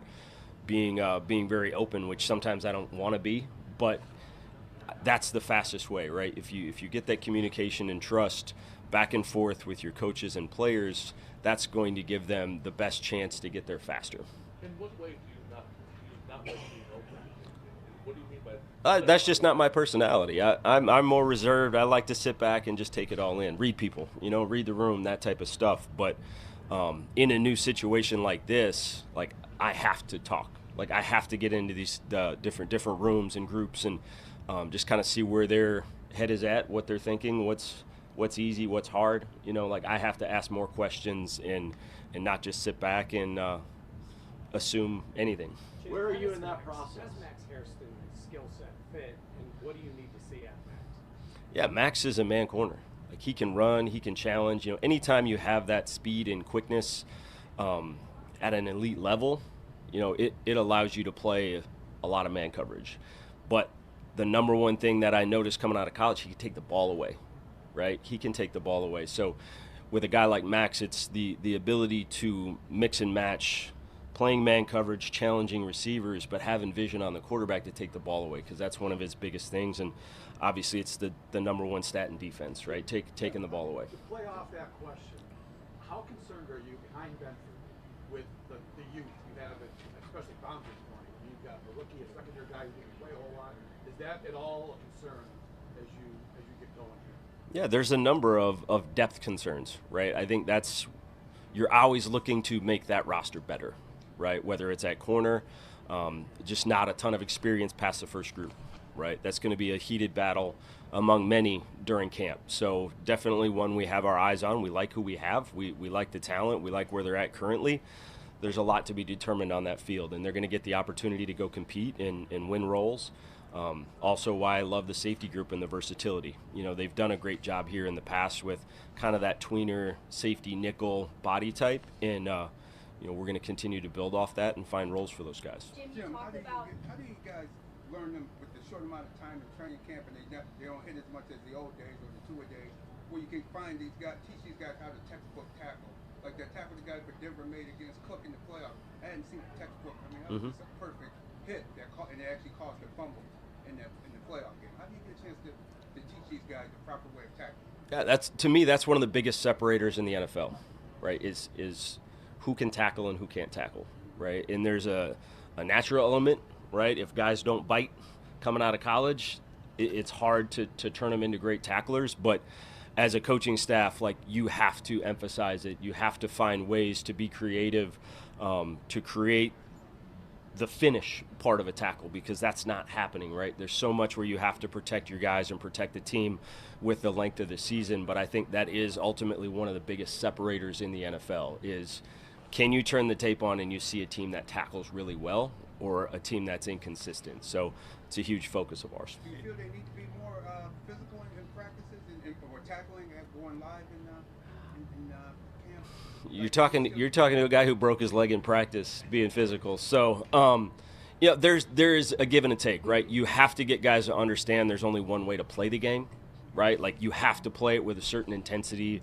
Does not mean you have to take guys to the ground, right? I mean, you can teach a lot of things in the settings that we do. You just have to be careful you're not teaching bad habits indirectly, right? As far as pad level and finish and that type of stuff. So I think how we emphasize things in the meetings and some of the drill work we do early in practice has to be correct in order to continue to build.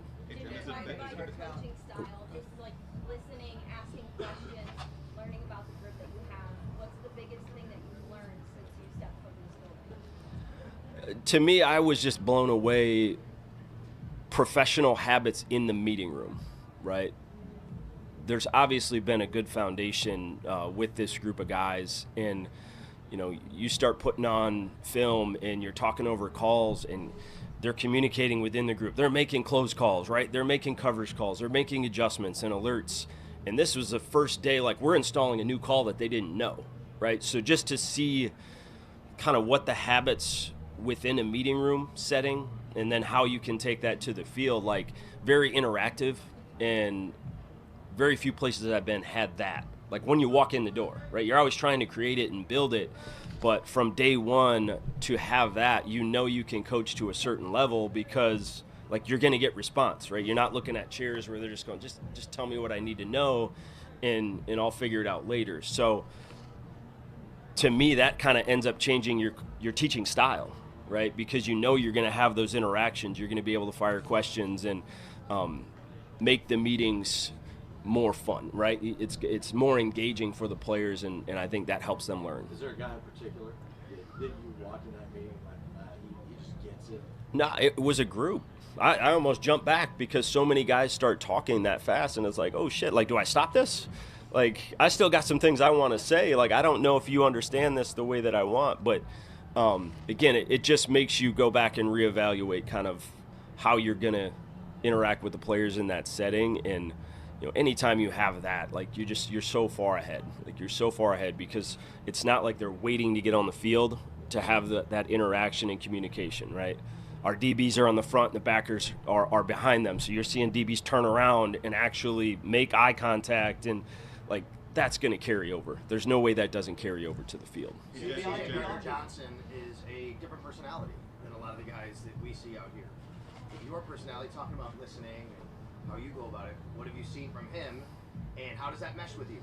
He's the opposite. He's speaking first. I think every team needs a little bit of an edge, right? The biggest thing about CJ is his heart. Man, he's got a huge heart. He means well, and he loves football. He loves to compete, right? Some of the other stuff, yeah, he's going to walk the line. He's going to cross the line, and you're going to have those conversations with him. It's important when you have a big, strong personality like that the group understands who he is and where he's coming from, right? Deep down, what does he believe? What's he all about? So as we get through camp, like, that's a big piece with the players, with me, of getting guys to understand, why you play the game, right? Why are you the way you are? Like, how did we get here?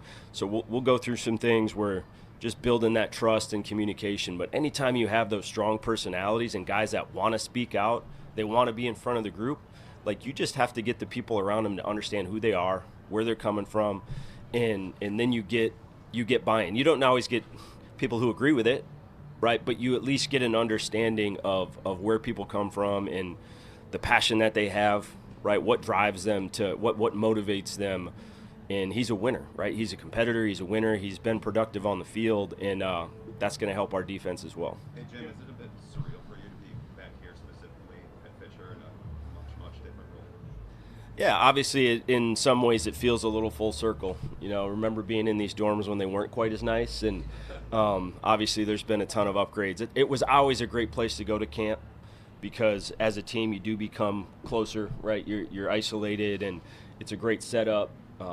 Not every team has this type of setting to have practice. The weather obviously here is a little bit better than some places where you're dealing with some of the heat issues, but training camps were always a little bit special. Nerve-wracking, right? Because you're high stress and you're trying to make a team, especially being undrafted. But it is a little bit of a strange feeling walking around here, kind of feeling like you know it, but at the same time, it's a totally different feel just with the role I'm in. Jim, you talked about Caleb specifically, but just how do you view that competition at inside linebacker with Dorian coming back and just the group as a whole? Yeah, really excited to see how the beginning of camp starts to play out when guys are getting on the field, and just the different combinations, right? Like how we can play guys off of each other and how many snaps. There's a number of guys that are going to have roles on special teams, right? So the depth of that position, I think, is extremely important as we go forward, and some unique and different skill sets, right, within the top part of that group. So can't wait till the pads come on. For linebackers, it's hard to get a true evaluation until the pads come on and you start getting into different situations. But early reviews are great, man. I love the way that they're playing and functioning within the defense. Beyond the details of individual roles at a high level, what's the most important concepts players have to grasp and understand who played in the old defense that are going to be successful in yours? I think to me there's probably going to be a little bit more volume than they've had, and to me, getting them to understand the reasoning behind it, right? It's not volume just to have a lot, to carry a lot of things and to put a lot of things on tape, right? It's still, in my mind, like we're doing things for a reason, right? We're not going to be reckless. The game planning behind it, there's going to be reasons. And that's where training camp to me gets hard, because you're installing to just put things on tape, right? So as a coach, you have to over communicate. All right, this is the situation, right? Maybe this is the skill set of the tight end, and that's the only reason we'd run this pressure. Like, there's certain things you have to communicate on within game planning, how you actually want to call this versus an off season or a training camp when you're just trying to get things installed and get things repped. There's plenty of things that we would not want to do against our offense, with that style of offense. And I think there's that fine balance of getting guys to understand, like, I want to dictate what offenses do, and the more we can carry into a game, we have options. We have adjustments that we can get to. But at the same time, I told them my very first thing is play speed and confidence. Like, if play speed or confidence start to go down, we're doing too much. We're not coaching it correctly. We have to make adjustments as a staff to put them in better positions to win. Jim, talking to different players about switching from a 4-3 to 3-4, it seems like a lot of players are really excited about the possibilities and opportunities. What do you see from the buy-in from the players overall so far about switching? I think overall it's you look at the front, right? You look at the D-line, the outside backers, the linebackers. From a DB perspective, they might act like they're excited, but there's not a lot that changes in their world, right? But I think from a front standpoint, they understand the differences. They understand from a blocking scheme standpoint, like what you force offenses to do, the one-on-ones that you can create, the angles that you can create in the run game. I think we have a smart group that understands the differences of that and how it can help them, right? How it can help free them up, isolate offensive linemen, which is what you want to do in the NFL, man. You want to take some of the double teams off and make it a little bit harder for those guys up front. So we have a smart group that understands what that's all about, and they're excited to have the opportunity to go make plays. Jim, I hate to go off topic just a bit. The AP's doing a thing on the 25th anniversary of Corey Stringer's death. You were a freshman in Wisconsin, I believe, in 2000 when that happened. In any way, do you remember that, or did it influence you in any way, if you recall? Well, obviously shocking, right? It was the first time that I really had seen something like that happen, and obviously we grew up in an era where you got after it, right? Workouts like designed to be very hard, and in a number of cases, like, they want people to fail, right? Not necessarily your whole team, but and I think it just made everyone kind of step back and reevaluate. Is that the right way? You have the heat issues, like what's the right way to be smart about this? You want to push your players, you want to push your team. Going through hard things as a team brings you together, right? Like, there's a lot of good behind running a training camp a certain way or a conditioning session a certain way, and I think it just made everyone from coaches, players, medical staff kind of step back and reevaluate, is this the right way to do things? But, I mean, being young as a player, it was just kind of one of those, like, we're not invincible things, right? That was kind of the biggest piece you took from it, was like, oh, man, we better take care of ourselves and take care of each other when you see things start to happen, as far as guys getting in trouble with whether it was heat or just a hard workload for the day. In terms of TJ Parker, the kind of innate pressure that comes with being a team's first pick, what have the conversations been like with him, and what are you looking to see out of him here? Yeah, number one, we communicated with him. We have some great experienced vets around you. Learn how to be a professional, learn the position. He did a great job. He went down to Florida with Chubb. Like, from day one, he's really turned into a, just puppy dog to some of those older guys. Like, just follow him around, learn from him. he's got a chip on his shoulder. He's still, it's funny. You get guys that they're drafted in a certain spot. Like, he still feels like he's slighted, right? Like, man, I'm better than where I came out. We're glad we got him. We're really glad we got him. He did an amazing job kind of transitioning his body over the last 6 weeks, putting himself in a great position here to put his best foot forward in camp. But he took everything we taught him in the spring and just soaked it all up. It's kind of drinking from a fire hose as a rookie because you have no break, right? You start your college season and you just go. So this last six weeks, you can tell just from the way he's carrying himself right now that he handled it the right way. Thank you. Thank you.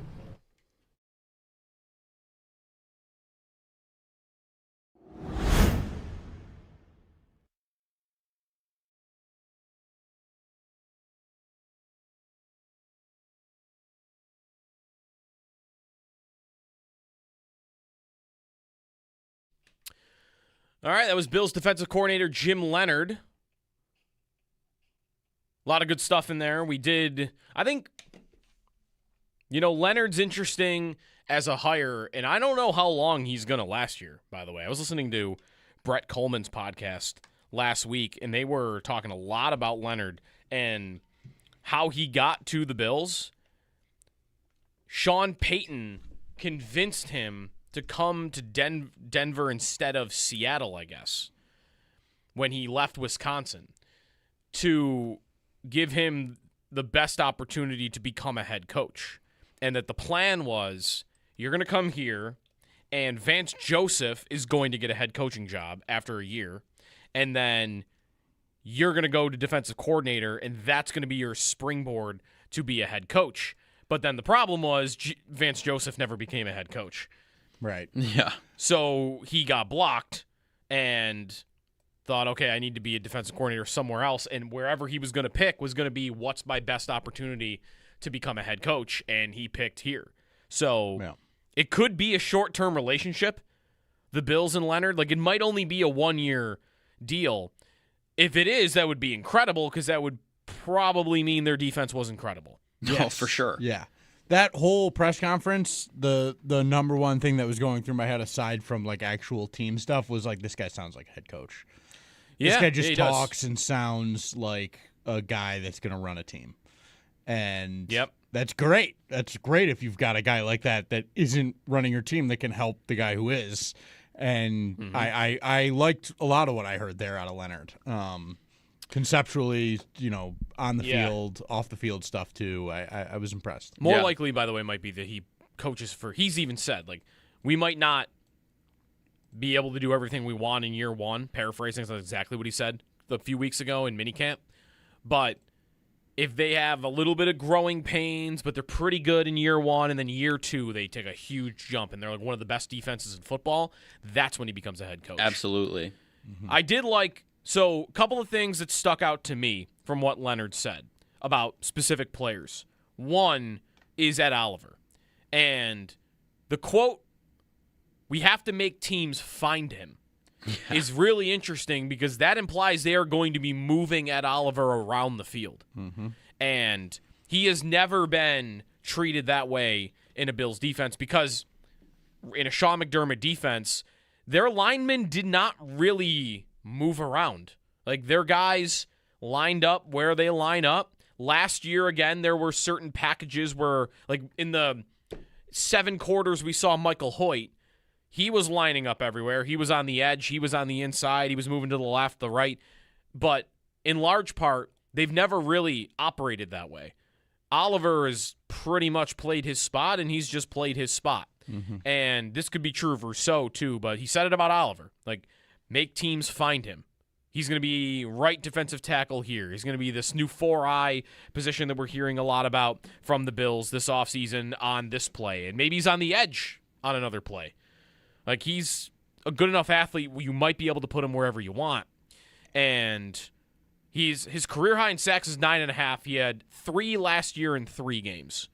And 9th overall pick, that could be a guy that has that. I've been thinking Rousseau for this, but maybe Oliver's the guy that has a career step with might be Jim Leonard. That was why I was thinking when we asked the question last week, my first thought was Oliver. In a sense, because I think he, injury-wise, has been hampered a couple of times, but he's been showing, at least post-extension, I remember saying last season, he's showing why he got the money. And now in this new system, if they are going to move him around, if he is going to prosper in this type of a defense, I think he is a sleeper candidate for kind of an insane jump this year. Yeah, I'm really curious how much we see this, this theme of moving guys around, trying to confuse offensive lines and offenses in general has been something I think we were all expecting with Leonard coming in.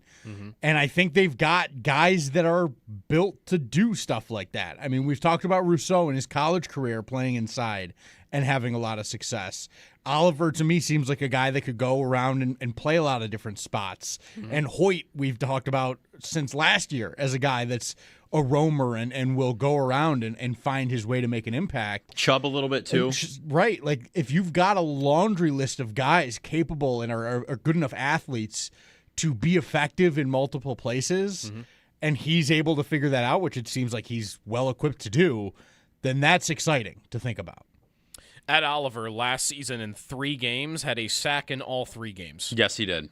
And that's where the injury was so unfortunate because right. I mean, he was averaging a sack a game, like you said. So. He also kind of won them the Baltimore game. Yes. I mean, they do not win that game if he does not break through the Ravens' offensive line and get to Derrick Henry in the backfield and rip the ball from his hand. Right.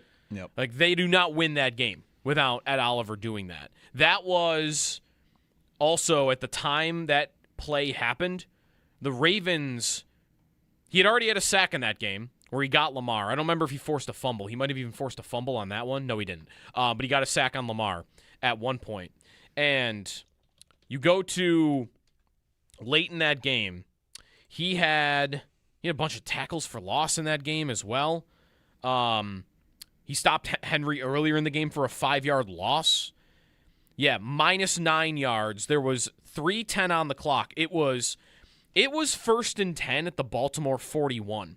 So the Ravens are still up 8. Allen throws the touchdown to Coleman that went off a hand. Right. You're down 8, and there's less than 4 minutes on the clock. And the Ravens get the ball. First play, Lamar, 15 yards, first down. They're already almost at midfield. And on the next play, they're just going to try to run the clock out. There's 3:10 on the clock. You're down 8.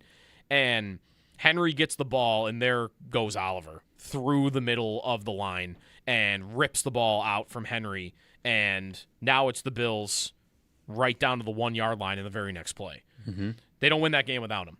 And they missed him a lot, I think, last year, especially in the playoffs. Remember, he did return for the playoff game against Denver, but he probably was rushing back. Yeah, he definitely wasn't ready. He wasn't playing like himself at all. He only played 16 snaps, which was 22%, and didn't really register anything in that game. But again, in the Baltimore game, he had a sack and a forced fumble, 2 quarterback hits. Atlanta, he had a sack, quarterback hit. Carolina, he had a sack, 2 quarterback hits, 7 tackles for loss. I mean, he filled up the stat sheet in 3 games. Yeah. How many tackles?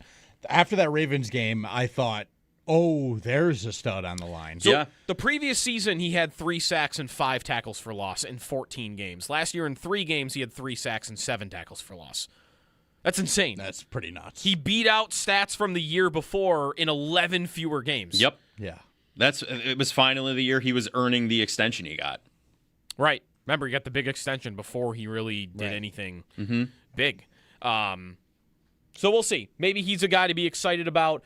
And there's been a little bit of that going back even to when Leonard was hired. I remember Oliver being talked about as this guy could be freed up to do a lot of different things in a Jim Leonard defense that he didn't do in Sean McDermott's defense. 803-0550 is the phone number. We got shots of audio coming up in a little bit. We have got more on training camp practice, which will begin any minute now. So we'll have that for you as well. It's Jeremy and Joe Callie, Owen Parker. We've also got to get our the Odyssey review in. Maybe we'll do that next because that was... Is life changing too much? That's probably too much. I don't know, though. There's an effect on the greater calculus of life after watching it, I guess, right? But it's not changing. Yeah, in the context of watching movies. Yeah, it's about as life-changing. Yeah. Yes. Yeah. Stay tuned. This is WGR.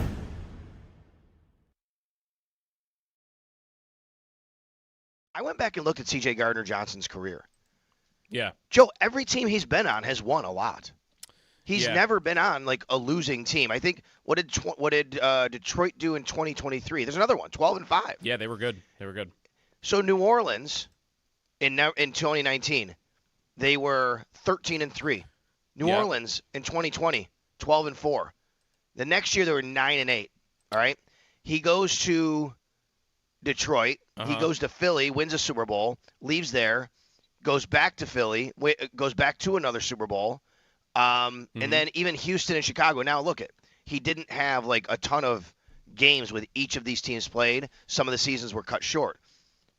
I don't think he's been on a team that finished under 500 in a season, and he's also been on teams that went to Super Bowls and won a Super Bowl. Yeah, I think you're right. Yeah, because when you go to his Pro Football Reference page and you pull up playoffs, he's played in 6 different playoff seasons. He's only played 7 years in the league, and you mentioned I think the only one in there probably is that New Orleans team that went 9-8. So he's been on a good team everywhere he's gone. That also means that when you are a good team, and this has been, I guess, Houston, Chicago, the Eagles, like you're looking at safety and say, we'd like an upgrade there. Who can we bring in on a short-term deal? Who do we want to do that with? And team after team have decided C.J. Gardner-Johnson is the answer to that question. Yeah, like I think there are other takeaways you could have about him not ever sticking a long time. Like he's never signed a long-term extension. I wonder how close that's ever come for him, like getting a long-term deal done with a team. But I mean, I'd be cool living that life if I were him. I'm just gonna go year to year. Didn't Matt Collins say this once? Like I just want to be the nomad of the league that goes from team to team, wins in different places, and I'll be cool with that.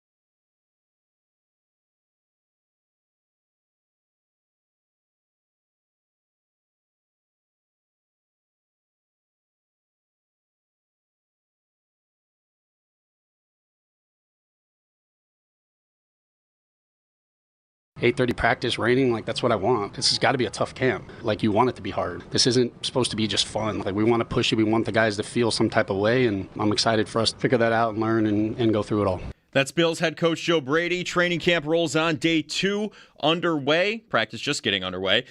Brady, Bills general manager Brandon Beane, and Josh Allen spoke yesterday. We heard from new defensive coordinator Jim Leonhard just moments ago. It was great. Day 1 was awesome.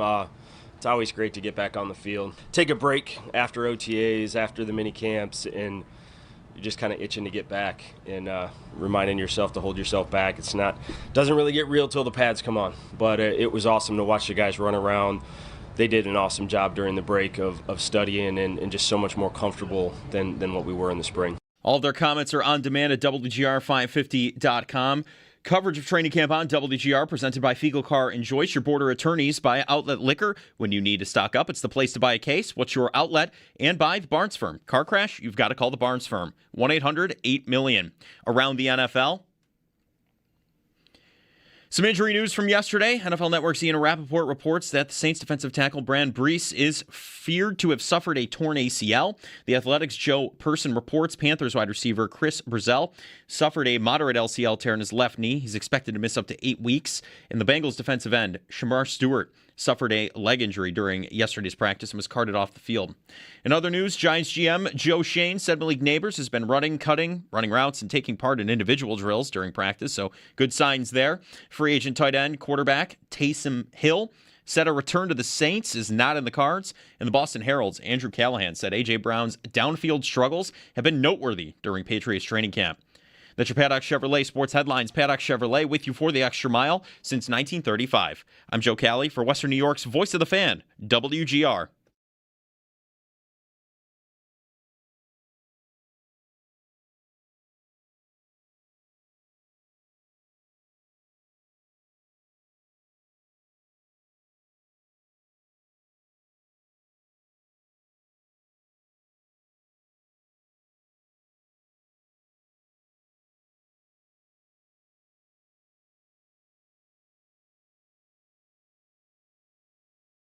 I'm not going to lie, it was great for me. I got to be a dad, right? I got to be a husband. That was really good. I tried to be intentional about giving my coaches space and the staff space. They're going to hear from me every single day and get tired of me, so I thought that was good. You get that itch on the way to come back, right? And it's like, okay, it's football, and it's tough. You drive down the road, like we're all human, right? We're all away from our families, and obviously, I'm away from my kids and my wife, and there's nothing that we can do that's going to make that worth it. You're being away from your family, but let's make sure that what we do is meaningful. And so the 6 weeks was tough, but I'm ready for football again, and I needed it.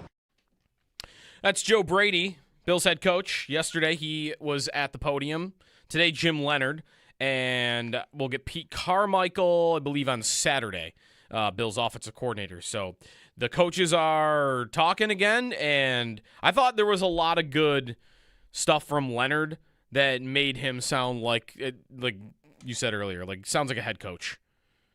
The way he talks, and listen, Bobby Babich talked like that too, so doesn't mean he'll be a head coach. I think his career tells me he'll be a head coach at some point. More so than Babich, definitely, yeah. Yeah, I mean, honestly, I probably would have told you Joe Brady didn't sound like a head coach before he became a head coach. I definitely would agree with that. Yeah. I don't know that he still sounds that much like a head coach. No, and that's not, you don't have to. No. That's not, the job isn't to sound like you're the guy that has the job, but he sounds different to me than most guys do. And Leonhard sounds a little more maybe like a standard head coach would. Yeah. Mm-hmm. Bill Belichick didn't sound like a head coach. No, right? That was for a different. That was a totally different reason. He didn't though, right? He did, yeah, it was different. Yeah. And, Mike McDaniel didn't sound like a head coach. And say what you will about Mike McDaniel, as you might think he was a bad head coach. He did coach the Miami Dolphins and had a winning record in 4 years. And had him threatening the Bills for the division a couple times. Yeah. All right, the Dolphins with Tua were good. He was a winning record head coach, and he did not sound like a head coach. Right? He was or look quirky and funny, or right. Look is the big one. Vaping really on the sidelines. Either, yeah. Yeah, you don't got to sound like one. But Leonhard does have that in the bag, and probably would help him in interviews going forward. If we were to have our coach draft at some point, which softly is being organized. Right. Talked about. There's just too many fantasy drafts going on right now to It is a lot. throw that in at the moment. I know. But he'd go high, wouldn't he? I would think so. 100%. He'd be up there. He'd go high. So the practice is starting right about now. They're getting warm-ups in at the moment. I saw Terrell Bernard on the sidelines with Cole Bishop. And we'll keep you updated on anything that happens there. Very quickly, you want to do our Odyssey review? Yes. Absolutely. Spoiler alert. Yes, big Yes, time spoiler. for the story that everyone knew. Yeah. Well, Well, I will no, say not true. The end is a little different than the original Odyssey, so it Is is it? different. Oh yeah, Okay, it's a different ending. I knew the plot of the Odyssey. I did not know the ending of it because I did not read Homer's The Odyssey. Yes, there was never a time, I don't think, in school where I ever had to do it, unless I did and I forgot. I had to do it for school at one point. I think Didn't That's learn how I know it. cursive, and I didn't read the Odyssey. I don't think I read the Odyssey in school. I think I'd remember. I didn't even know what the ending was going to be. Yeah. So, but spoiler alert. Spoiler alert. Though we went to see it in Rochester Right. on the 70 millimeter screen, which, by the way, that is. Like, they need a better name for it because that's the name of the camera, right? It's a 70 millimeter camera. It's the film that's 70 millimeters. The film is 70 millimeters. I think they need to name it after the size of the screen. Yeah, Super Jumbo XL or something. I don't know. Right. It was unbelievable how big the screen was. 70 feet by 50 feet. It was enormous. It's wider The than my screen. house. It was so big. It's wider. It was. We sat down like before anything. Like there's no previews or anything. Like it's just a blank screen, and I'm looking at just the gray wall. Right. And I was thinking like, that's the screen. It's 10 stories high. There's no way that the movie's actually going to take up that whole screen. You think there's going to be a bezel on some sides, whatever, Because anything. that's how most movies work. Mhm. And then like the first preview when I was like, whoa, okay, Yeah. no, it's really just the whole thing. We got the first 5 minutes of Dune, and it was like, whoa, okay, here we're in for it. Yeah. And that was. It also was insane. A note before the movie. Right. Because there were no previews, they can't tell you where the exits are or anything like that. Someone actually did that and like walked out and gave like an introduction to everybody. You talked about A the human, screen right. and like what how it's felt. Like it was very cool. Yeah. Yeah. Someone was there from Florida specifically. Switzerland. Switzerland. I wanted a follow up on the Switzerland guy. I know. did too. The movie Should've theater interviewed him. employee who's introducing everything. He asked like, "What's the furthest away?" We've had people from New York City, people from Ohio, and someone shouted Switzerland. I wanted a follow up. Right. Why are you here? You Is can't it just just be for this? No, you can't possibly just be here. There are 40 screens in the world that you can do this on. And I can't imagine there is not 15 that are closer. I'm like, is this a Bills fan from Switzerland that thought, all right, like, let's go see training camp and then we'll go to see the Odyssey Right. because we have this opportunity? Or were they on their way to Niagara Falls? Could be. I wanted a Maybe. follow up on the Switzerland guy. I know we did kind of We just didn't get one. got left behind. It's true. So would we recommend to people it's worth an hour drive? Go absolutely. see it. I would. Yeah. I would. say it. I can't even think about watching it in a regular theater with Right. half of it cut off. I Like know, you're I was- losing 50% of the movie, I would say. I was thinking about Yeah. that. I'm gonna go see it again with my family at some point, and I'm thinking about how disappointing it's gonna be to watch it not on a giant screen. You think It's it'll gonna feel ruin like it? I'm missing part of the movie. Yeah. Yeah. It is 50%. It pretty much is 50%. It's the top and bottom of the screen. Right. You're only going to get the Nothing- middle. Right. It's nothing critical to the actual movie. No. Like, don't misunderstand and think that You're not going to miss getting, plot like- devices no, or anything like that. But it's beautiful. Like the movie is cinematically gorgeous, and you will Yeah. miss some of that, like the ocean scenes, like seeing all of it. It's really, really, really amazing. Yeah. And the movie also Was awesome. was incredible. Yeah. I would also say it's worth an hour drive. To Absolutely. Go see it. And I had a loose understanding, by the way, of the movie. Like, I didn't know exactly big story beats. I just knew it was a long journey home kind of a thing, and Yeah. it blew me. The story was awesome. So don't go in researching anything. Just go in blind. It has begun raining at practice again. Oh, boy. Sal just tweeted out. Looking at the picture of the guys out there. DJ Moore's got one of those helmet caps on. James Cook had one on yesterday, too, I The think. foam helmet guards. The Guardian cap. Guardian cap, thank Do you yeah. maybe have to wear one? I don't think you have to wear one because I see other guys without them. Okay. Like Josh Palmer's wearing just a normal Okay. Bills helmet. All right. Might be good for accidental contact, though, especially if you're Right. James Cook, like in Yeah. the running back. Maybe Maybe you're just going to see some slot stuff like we did yesterday from DJ Moore. He's going to get bounced around a little bit. Yeah, full crowd on hand, and yesterday there was not a full crowd because of the rain. It would have been a tough rain to sit through, but a lot of fans did still do it. Today, more. It's a light rain, and practice about to begin, so we'll keep you updated on anything we see from practice along the way. Sal will rejoin in the 9 o'clock hour as well. Just saw the video of Bradley Chubb re-entering the field. I don't want every day to just be Keon Coleman watch. I know. I think he is interesting, and I think he is a topic. And like when you're looking for storylines about this Bills training camp, he is on the list. But where I am personally, I guess if he wasn't a big story for everybody else, I wouldn't feel like I would care about it at all.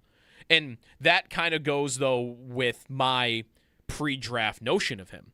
What I thought of Keon Coleman personally and what the people that I listen to or read thought about him before he was drafted to the Bills at all. And for me, he was a guy I was rooting for them not to pick. Right. Because I just didn't see it. I didn't see the value in drafting a perimeter receiver that does not get open and has a really bad contested catch rate. What's the point? You're drafting him on tools, and I wasn't all about that. If I'm drafting a guy based on tools, I want the speed to be the tool. Because when that guy flames out, you're even seeing this with Worthy right now. Xavier Worthy is not a good complete wide receiver. He is not. But guess what? He will always have a spot in the NFL.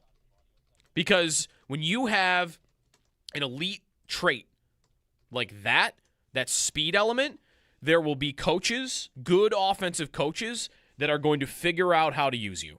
Mm-hmm. And that's happened throughout time. Think of one of the biggest busts in NFL draft history of the last 20 years at that position. Darius Hayward-Bay. He went 7th overall in the 2009 NFL draft, and everybody went, what? Right.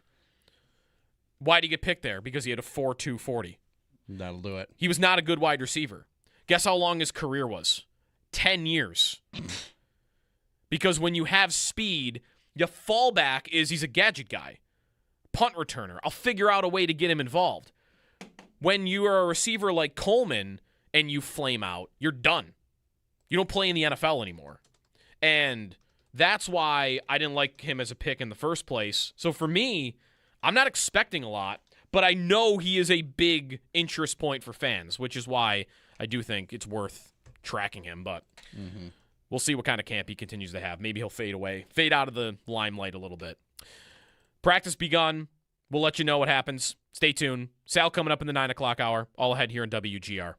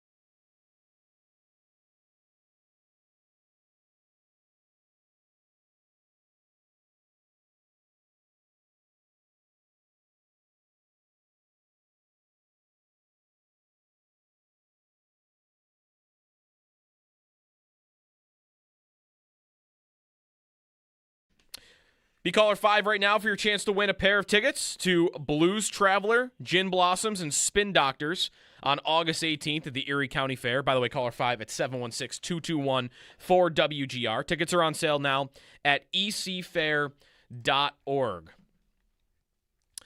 A lot of things happening around the league yesterday. One thing that happened that we have not seen yet at Bills camp, because there's only been one practice, but it did happen in Cincinnati, was the big fight.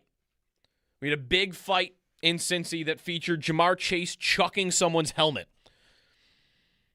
So that's fun. It kind of looked like he was taking on the whole defense. That's kind of cool. I think. Show me some bleeping respect, Jamar Chase, before the fight. Yeah, there he is, fighting the whole defense. Who is out there disrespecting Jamar Chase? I don't know. In day one of training camp. That seems like a thing you don't want to do. I remember Kyer Elam at a training camp, maybe as a rookie, and he was getting into it, barking with Diggs. Yep. And that, I remember liking that. I remember saying to whoever I would have been standing on the sidelines with when that was happening, if he becomes an amazing corner, which obviously did not happen, but if he becomes an amazing corner in the NFL, we're talking about him as like a Richard Sherman, Jair Alexander trash talker. Mm-hmm. Like, he is going to be hated by other teams. You know who has that rep now? IGB. Yeah. Everybody says that he was last year for Ohio State. Like, yeah, drove everybody nuts. Really? 'Cause he would talk like crazy. I didn't see that. That's awesome. I've heard that about him. All right. That's well documented about C.J. Gardner-Johnson as well. Yeah. That he is a psychopathic trash talker. You're just going to have these guys mentally crushing players out We've there. got we know Josh is that way too. Mm-hmm. What is it about corners, though, that, like, I've got Sherman, I've got Jalen Ramsey, I've got Jair Alexander, Aqib Talib used to be like this. They are vocal. I think that is the nature of that position. That is a one-on-one. I am going to stop you. Wide receivers are sort of the divas, so let me be the bad guy. Yeah, I got to put him down. Yeah, I'm going to be Mr. Villain. I'm going to stop the guy everybody loves and make it stop. It's why I used to be that way when I played goalie. I would talk a lot. All right, you're shutting down the superstars. It used to help me. A lot of goalies weren't like that, but there are a lot that are because I think of the same sort of mentality where you're like, I'm trying to beat this guy right now, and so I'm going to let him hear it. Yeah. When we come back, shots of audio, exciting. We'll keep you updated on anything practice related. Don't have anything really that big yet. I did see one tweet that Bills running backs are lining up like at receiver, like out wide in a couple of drills. But nothing otherwise that looks like it's too noteworthy. But again, they're just kind of getting rolling now. Little do you know they're going to be screen passes. Oh, no. I hope not. 7-on-7 and 11-on-11 work. That'll be starting soon, and then we'll start getting some more meat on the bone for this practice. Sal's going to rejoin at about 9:15. So shots of audio and Sal coming up next. You're on WGR.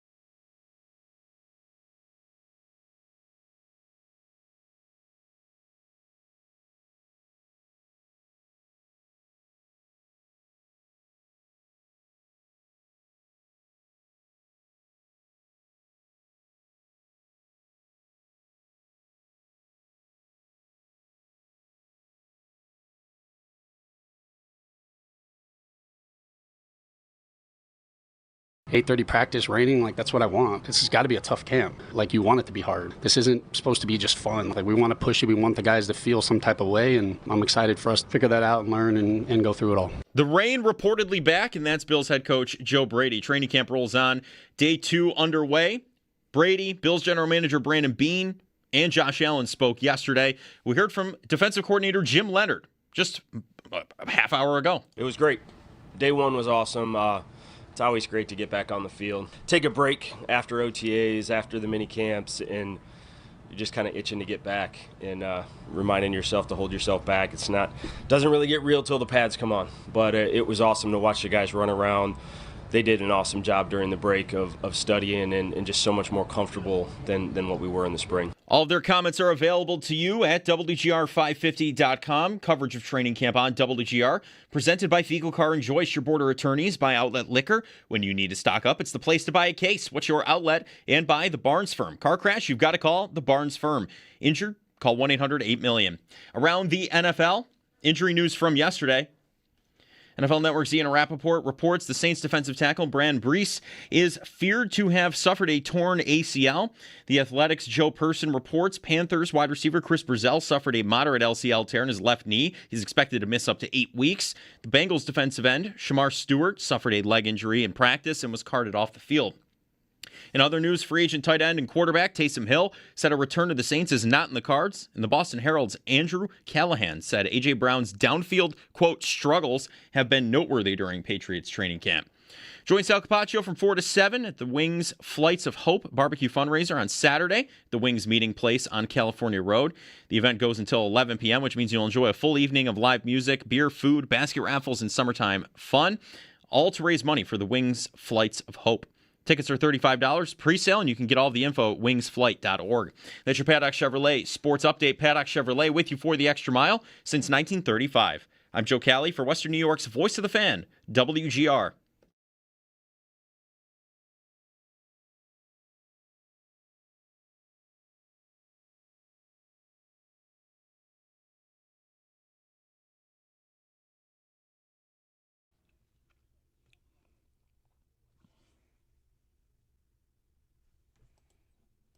Time for best shots of audio. Does look like Terrell Bernard is out doing individual work right now. We'll see if he gets teamwork at practice, and we'll keep you updated throughout the next hour. Sal will join at some point as well here about 9:15.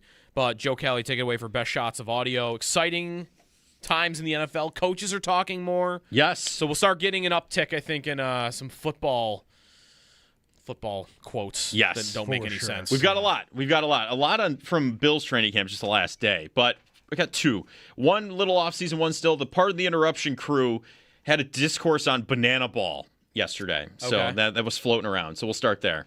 Fun moment from the Savannah Bananas game on Saturday night. Tony, I'm not acknowledging that banana stuff. I'm not. They can sell out Wrigley Field from now until the cows come home. Yeah. I'm not down with that. You'd be the only one. Apparently. You'd be the only one not acknowledging it because it's entertainment and it sells out. Yeah. What do you think of banana ball? Are you not acknowledging banana ball? That's such an old man take. Yeah. Old man take. It's great. It's not supposed to be serious baseball. What I say earlier about uniforms, sports, don't take yourself too seriously. It's fine. Let it exist in its corner over here. People like it. I've been there. It's fun. The conversation started around a 49-year-old retired pitcher throwing out a strike. Yeah, Kerry Wood. Kerry Wood, yeah. They're behind the back. Listen. It's kind of cool. It's awesome. A guy came out of retirement, hadn't pitched in 10 years. And pitched a trick shot. And he threw a pitch behind his back down the middle. Right. That's awesome. What are we mad about? Right. Kids love it. Yeah, I think you're taking yourself way too seriously if you don't like the Savannah Bananas. It doesn't mean you have to go, just... Yeah. Yeah, you don't have to bash it. And it's getting bigger. There's, Cosmic Baseball's out there. Cosmic Hockey is coming. Yeah. That's a thing. There's a tryout in Buffalo for that. If you they're putting together a Cosmic You going Hockey for net? You going in goal? No, I had a conversation. It's not... My time has passed me by. Oh, all right. We'll see. I also would say I don't watch it on TV. Like, it's on ESPN. Sure. Which I think is... Oh, Banana Ball's on TV? ESPN. Oh, I didn't know that. ESPN and ESPN2 have had their games. They were They have that little box in the bottom right corner about like what's coming up, like live events. And all last week it was the Clowns against the. It wasn't the Bananas. It was Savannah Bananas. Like the league, but it wasn't them. But it was the Clowns against someone else. The Clowns. And it was going to be on ESPN. Interesting. Yeah, I'm into it. I'm fine. All right. We now move into the NFL circle here. Mike Florio made a comment on the Bills' new uniforms. He talked about those a little bit after Allen's comments yesterday. Here's what Florio had to say regarding the Bills' uniforms. I was yesterday's years old when I found out that Buffalo is called Nickel City. It just looks awful. The Bills do not need to do this. I can say confidently to the Bills, you are better than this. You don't need to look like the Boise UFL State team that just folded. They look like Boise You don't State. need to look like it looks like Boise State and SMU had a baby. And I added, yes, and they were first cousins. That's what it looks like. It is hideous. Whoa. A little far there. Florio. Strong. I know. Strong opinion on the gray Nickel City jerseys. Woo. They do look like Boise State's gray uniforms. They Boise do. State's had gray uniforms. And I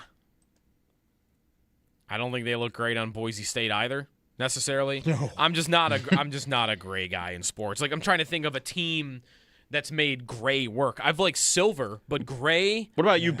Is that they're a lighter gray? They're not necessarily that dark gray. Like a shade lighter, possibly, I would say.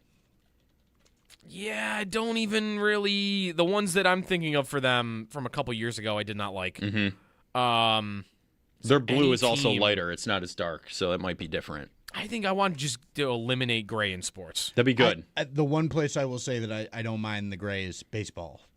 The gray baseball stuff is fine. I don't even like that because I've got gray against white. It's boring. Like I got highlights earlier of like the Reds and the Brewers, and it's it's gray versus white.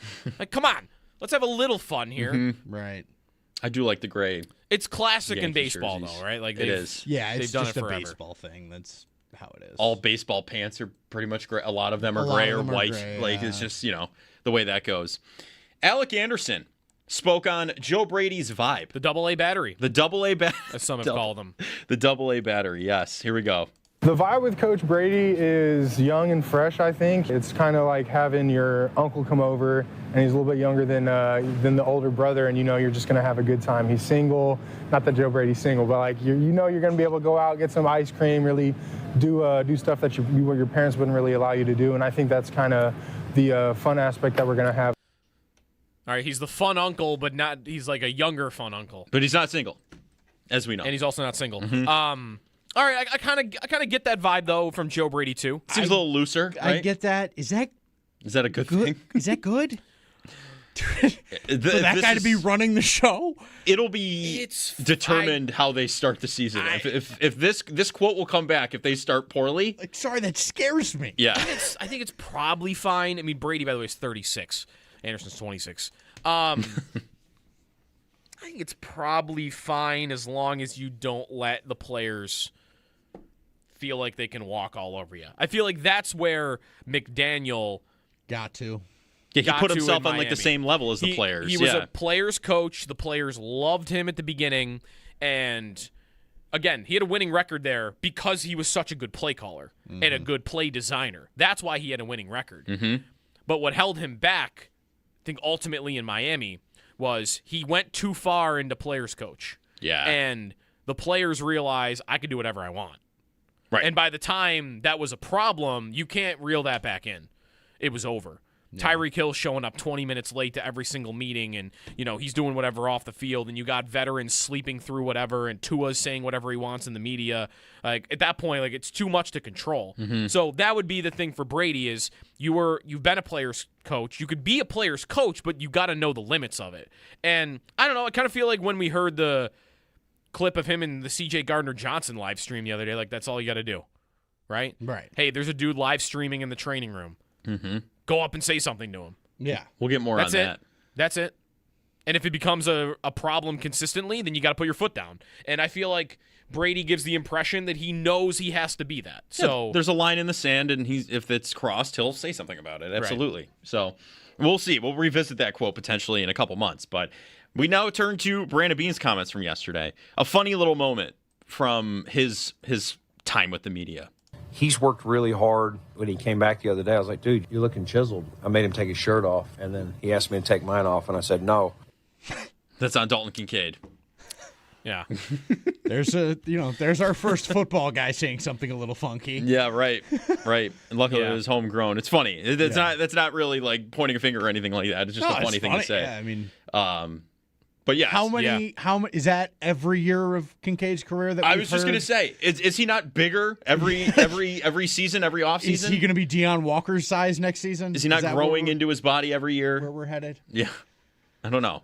I don't know what it's the same thing as the Keon Coleman offseason stuff. There's the bingo board or whatever. He's matured. Yeah, he's matured. The lights are on. It's just like Kincaid. Oh, he's healthy. He's big. He's bigger. He's going to be able to take some hits, and then he ends up injured in the season. So we'll see. Hopefully that doesn't end up happening. But Kincaid with all of that, it to me doesn't even matter how big he is. I just need that knee to be healthy. Right. Yeah. I need that PCL to be healthy. Did you see the Ricky Pearsall news from yesterday? Mm-hmm. He had a PCL injury last year. I believe he also did not have surgery on it. And yesterday, camp just gets rolling for them, and he left practice with a knee issue, swelling. Sweet. That's all Kincaid was dealing with at the end of last season. Was swelling up. And now I saw Matt Barrows. He covers the Niners for The Athletic. Yesterday, he said it's concerning. The team is looking at all options, including surgery now. Oh. That's a top 2 receiver for them. It's not good. That had that injury, and he's just practicing, and it starts swelling up, and he might be out for forever now. And that's it for me. Like, Kincaid, I know they've wanted him to get bigger, and I understand that. Just give me a healthy knee, and I'm good. Right. That's it. Just give me the healthy PCL. That's literally all anyone's asking for. So, and we did hear, reportedly PCLs can heal a little easier because of the blood supply. So they might be able to rebuild themselves a little better. We're learning about the PCL more and more. Yes, which I think is a good thing with this situation. But we'll see with Kincaid. I'm kind of an open book right now. But if he gets through training camp healthy, I think that's a good sign. By the way, right now, Dorian Williams, Caleb Elam's-Orr are the 2 starting linebackers on the field in 7-on-7. Okay. No Terrell Bernard again. Okay. But that also means Elam's-Orr and Dorian Williams can coexist together. They don't have to put Joe Andreessen out there. It's good. Right. Might be a good sign. Anyways. Final shot of audio for the day. Okay. For the week. C.J. Gardner-Johnson, you mentioned. Got told to shut the stream down. Told chat the other night it was over. Then he was on later with the Deion Dawkins stream, but was asked yesterday in a media scrum about the stream. My first day at Bill Training Camp going good, streaming, living life, doing it the right way, enjoying my time. Streaming? Yeah. Are we streamed right now? Are we on live stream right now? No, we're not. We only stream throughout the day and away from the locker room and away from the training room. What a problem he's going to be, like everyone was saying almost immediately. I know. Matt Bove with the questions there about the live streaming. But yeah. He's going to be totally fine. He gets it. Yeah, that's fine. I mean, I didn't expect that he was going to be like, I'm going to do it anyway. Yeah, no. But Could you imagine? One of the big reasons I put this in here is because we talked about it yesterday and, another segment. The blowback he was getting immediately from that was, oh, this guy's going to be a problem. And he's already just like, yeah, I know where I can stream and I'm just going to do it where I can. So, to pipe down. Looking back on the things he has gotten into it with on his former teams is like, why I think the most public one that I bet the one team that would say we regretted it would be Houston. Mm-hmm. Which was the team that he was on last year at the beginning of the season. 3 games in, it's over. And the story there, though, was just about his role in playing time. That's it. Like, he just wanted to play. He wanted to be on the field. And last year when he was in Houston, I guess he was on the field. It must have been more about role. Yeah, I'm reading about it now really quickly to refresh myself. That there was internal friction about the way the defense played, his role, desire to blitz more. I guess they had an elite defense, so that is a little weird to be upset about that. But That's what it was. It was more his problem in Houston was on the field. Mm-hmm. It spilled over to off the field. And that's, I think, looking back on his history, the only real issue he's ever had internally with his own team. He's had a lot with other teams, like during games and like getting into it with them. But I don't think Chicago there was a problem. Philly there wasn't a problem. Didn't he get into Detroit it with he was hurt when they drafted DeJean in Philly? I don't remember that. Him, and that was kind of a thing. But I think he was gone already. Oh, that might be right. You might be right. He was already gone, and you were like, you guys got this bum. He's not me. He's actually he wasn't beefing on the team. No, I'm wrong. I'm sorry. He was there. Okay, so he was beefing on the team. You might be right. All right. But even that, like in my quick search here as a refresher, that's not coming up, but I'll find that. But Houston's the only place where like there really seemed to be a spat, and that was because he just didn't like his role, not anything that was happening off the field. Right. All right, let's go to Sal. Sal is on the field at practice. It's raining again. Sal, I thought we had a dry day today. It's sunny, blue skies here. I thought so too. I mean, it started off cloudy. There was a little mist in the air this morning. I'm like, yeah, it's fine. Guys, it's like lightly raining again. Misty. Brutal. It's, I can't believe there's nothing on the radar here, and yet it's coming down. It's kind of weird, actually. And it's made for a bit of a slipping practice again. We've seen guys go down. Mm-hmm. We've seen balls drop. I've seen Dawson Knox drop one in warm-ups and one just now on 7-on-7. You know, I mean, it's happening. And Khalil Shakir was open down the field. Josh put one on the money. A bit of a tougher catch, but probably one he comes up with a dry ball, to be quite honest, and he didn't on that one. But then the very next play, Josh went deep to DJ Moore for a touchdown. Everybody went crazy. Must have been a busted coverage because he was wide open. Josh actually pump faked underneath and then saw it and just went down the field and hooked up with DJ Moore for a TD. Yeah. How far do you think the throw was? Like how big are we talking here? I mean, it's about a 60-yard throw, I think. All right. That's pretty deep, right? Nice. In terms of him being on the same page with receivers, we talked a lot about Coleman yesterday and today. Anything else really to report in a positive way or a negative way? Like, I know Moore had said during the spring that they were still working on getting on the same page. Is there any differences you're seeing with him and other receivers? No. Did you guys hear? Did you hear the crowd just cheer behind me? I don't know if you could hear that. I heard a noise. You couldn't tell if it was crowd or not. The crowd just cheered, and that's because they're doing a little bit of a they do that little jogging period, the defense really doesn't give resistance. They let the offense kind of run through some plays. They're doing that. Yeah. And Josh just threw one like way over the head of Dalton Kincaid, but he went up and one-handed it and came down on the sidelines. It was very impressive, and the crowd kind of went crazy there. So something I noticed, DJ Moore and Josh Allen seem to be really on the same page, going back to OTAs and minicamp. And I think that has continued on here. Now, there was a couple plays yesterday where maybe a ball behind DJ Moore. There was one today I thought that maybe they weren't quite on the timing, but I think for the majority of what I've seen, 7-on-7, warm-ups, they've been really good in that regard. I'm watching the receivers catch passes from Allen, and I'll actually I'll tweet some video about this later of the second part of it because I wasn't filming, but I noticed Josh and Skylar Bell did not hook up. Like he was way behind. It was a simple in cut, and Josh was way behind Skylar Bell. And normally that would have been, and Skylar was kind of the last guy in that group. Mm-hmm. And that normally would mean Josh just runs down to the end. Josh stayed there, and I think Shane Buechele or someone was going next. And then he goes, Skylar, and he yelled his name. And he goes, come on back. And Skylar Bell went back to his spot. They ran that same route again, and it was perfect timing. All right. What about on the other side of the ball? Anything to report early on here, linebacker or defensively in the first, 30, 40 minutes here? Okay, so I'm about to watch here. As you are on with me, I will let you know I do not see Terrell Bernard out with the defense again for team reps. Okay. Looks like it's basically the starters. I do not see him out there right now with the starting unit. Here he comes now, but he's been working. Okay, that's him and Dorian Williams. They just ran past me, guys. Dorian Williams and Terrell Bernard were out on the other field working. Doing some work with trainers and stuff. They're now on the field on the sidelines with their teammates. We'll see if either of them do any team reps. I would guess maybe not. Again, wet field, coming back from the injuries. what Brandon Bean said about Bernard yesterday. So doesn't look like that's the case. He did do everything in individual. I got some video of that too. I'll put out at Sal Sports later, but he's not in the field right now. And they're about to go with their first 11-on-11 play. One thing I've noticed, for the Bills offense, a lot of motion yesterday on day one. I think more motion than I think we've seen. At least it felt like that to me. You know what I mean? Yeah. And they've been a team that has done it. They've never been, I think, really at the bottom of the pack in that category. But they also, if I'm remembering correctly, I could look it up. I don't think they've ever really been like at the top of the league. They've always kind of been in the middle. Yeah.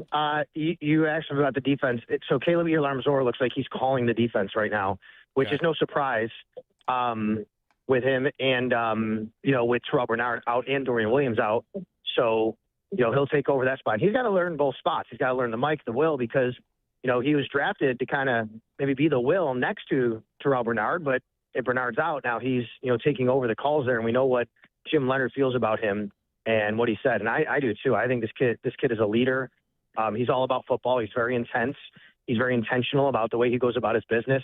I'm a big Caleb Elam-Zor guy right now, and I think that he could really be a factor in this defense this year in some capacity. And if he has to play for, Terrell Bernard, I mean, that would suck because you don't have Terrell Bernard, but like that might happen. And in whatever, way, Bernard's out here. He's healthy. He's not practicing with the team right now. But if he has to play in the other spot too, they're going to find a spot for him. Yeah. By the way, on that motion stat, they were 12th in the NFL last year in their motion rate. So we'll see if that goes up. A little bit better than top half of the league. Yeah. In terms of safety, Sal, are you thinking there's a battle there, not for starter, but behind the starters? I mean, there's a good amount of names there that feels like could make the team, but they're going to probably only keep, 4? Yeah, you could keep 5 because I think Sam Franklin's got to count in here, right? If you're going to count him, he's more of a special teams guy, right? He's not really going to see the field. So if you're talking about the 4 guys on the field, I think 5 get kept. Sam Franklin's in a separate bucket to me. Yes, I believe there is a battle. I believe that battle is basically coming down to DeMar Hamlin and Geno Stone. That's the way I look at it. Spencer Brown just had a false start, by the way. TJ Parker was lined up over top of him. While I'm thinking about TJ Parker, I have to say, I have been very kind of surprised and impressed with his athleticism out here. He's a bigger guy, but he moves like a smaller guy. You know what I mean? I like the sound of that. I mean, one thing that was said about him by a lot of draft people that night was, man, Brandon Bean's got a type, right? And what's that type? It's big and it's long and sometimes it's stiff. And man, if we can start hearing that, like, he's got some bend and quickness to him and he moves well, like that's what I want to hear about him. And let me. That's a great point you make. I'm not talking about the bend. Okay. I'm talking about his footwork, his change of direction, and he just tipped the ball. Like he got just on this play I'm watching right now. Just as you are talking, he just got in the backfield and tipped the ball up in the air. Love it. And caused an incompletion. Love it. But, like, I'm not talking about his bend. Like, I'm talking about his change of direction, flipping his hips, kind of point A to point B kind of athleticism, footwork. You know what I mean? Yeah, no, that's good too, right? Because that's a way to win quickly, right? There are pressures to get to the quarterback, and then there are quick pressures to get to the quarterback, and you got to have good footwork, I would imagine. You definitely do to get there. I don't know if you remember, but Ed Oliver said right at the end of minicamp, he said he was watching film and he saw one of the defenders running with a running back. He's like, oh, my God, who's this guy? Yeah. And someone said, oh, that's your rookie, TJ Parker. He's like, holy cow. By the way, on Oliver, Sal, one thing that I noted from Jim Leonard's press conference was really nice play here. Great hookup between Josh and DJ Moore across the middle in tight coverage, and DJ Moore took it to the house. Love it. And across the middle, so more like a post kind of like type of play. I cannot describe for you exactly what the play was, Joe DiBiase. I do not want to get in trouble. No, it was over the middle. He caught it and took it to the house. That was a good reminder there about that. Real quickly, Sal, on Oliver, Jim Leonard talking about him in his press conference, talking about teams. He wants to have teams have to find him. I thought that was interesting in the different ways they might be able to move him around the defensive line. Yeah, it was the first thing he said. He said when the question was, like, how do you get him to the next level? How do you elevate him and unlock him? And, what they've talked about. And he said, well, first you have to make defenses find him. Like, wow, that's really interesting. Like, yeah, they're going to put him in spots where I think, like, the way I interpret that is they're not trying to hide him, but you're trying to find matchups for him where a defense might not be expecting him to be on a specific matchup, or you are just going for a favorable matchup. And that's what I think they're going to try to do basically with that Oliver. And I like the sound of that. I mean, moving guys around, finding different, spots for guys, that's really what Jim Leonard's defense is all about anyway. And I think he's going to try to highlight Ed Oliver in that regard. All right. Thank you, Sal. Anything else to report here quick? No, I don't think so, guys. All right. Looks like, it's still raining. How about that? Still raining. All right. Thanks, Sal. We'll keeping watch. All right, you got it. Sal Capaccio, he is live at St. John Fisher. They are on the field right now for practice. 7-on-7 work ongoing right now. I just saw the clip of actually, no, I think they are into 11-11 because I see the lineman, obviously. TJ Parker jumping up in the air and knocking that ball away. All the linemen running at Allen, it's like a screen setup. Monsters that you have to throw it over.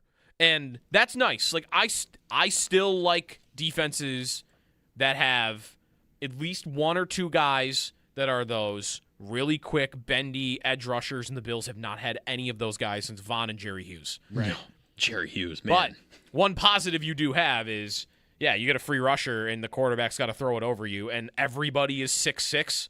That's tough. It's a bad spot to be. Does make it difficult. For sure.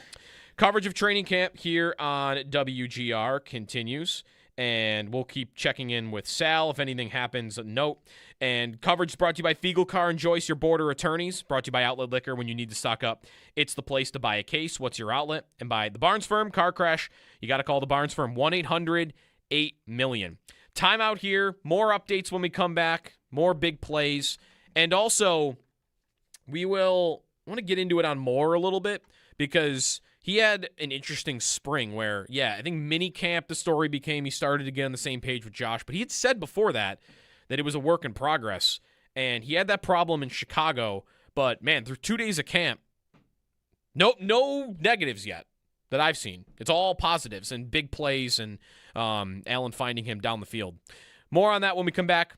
More updates from practice and training camp here on WGR.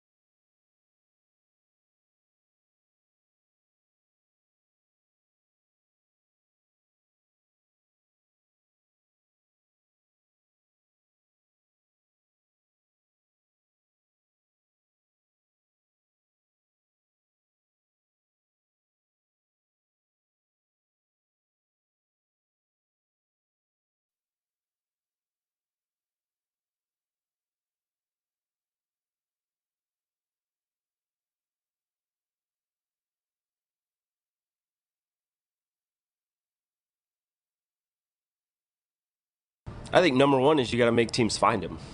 You know, if you know where a guy's going to be, it's a little bit easier for an offense to game plan. And I think the front structures we're going to run is going to be more multiple than what they've done here in the past, and that frees up a guy like Ed, you know, and we have some experience around him, some guys that know how to play off of interior D linemen, right? You look at a Bradley Chubb, you look at Greg Rousseau, like Greg's obviously had a ton of reps with Ed.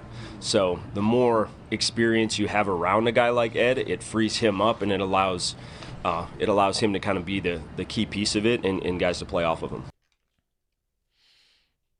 Jim Leonard on Ed Oliver. If you missed Jim Leonard from earlier, find that on demand, WGR550.com, Odyssey app, on Ed Oliver. Good morning. It's Jeremy and Joe. It's beautiful here. Sunny in our Amherst studios. I mean, it could not look better. And then you look at the videos and the pictures at camp, and it's gray and it's raining. And hey, listen, the Bills wanted gray. Here you go. They've asked for all the gray. Oh, man. All of it. Allen wanted it. Brady wanted it. Well, Brady just wanted the rain. He didn't say he wanted the gray. Right. He doesn't have to wear the jersey.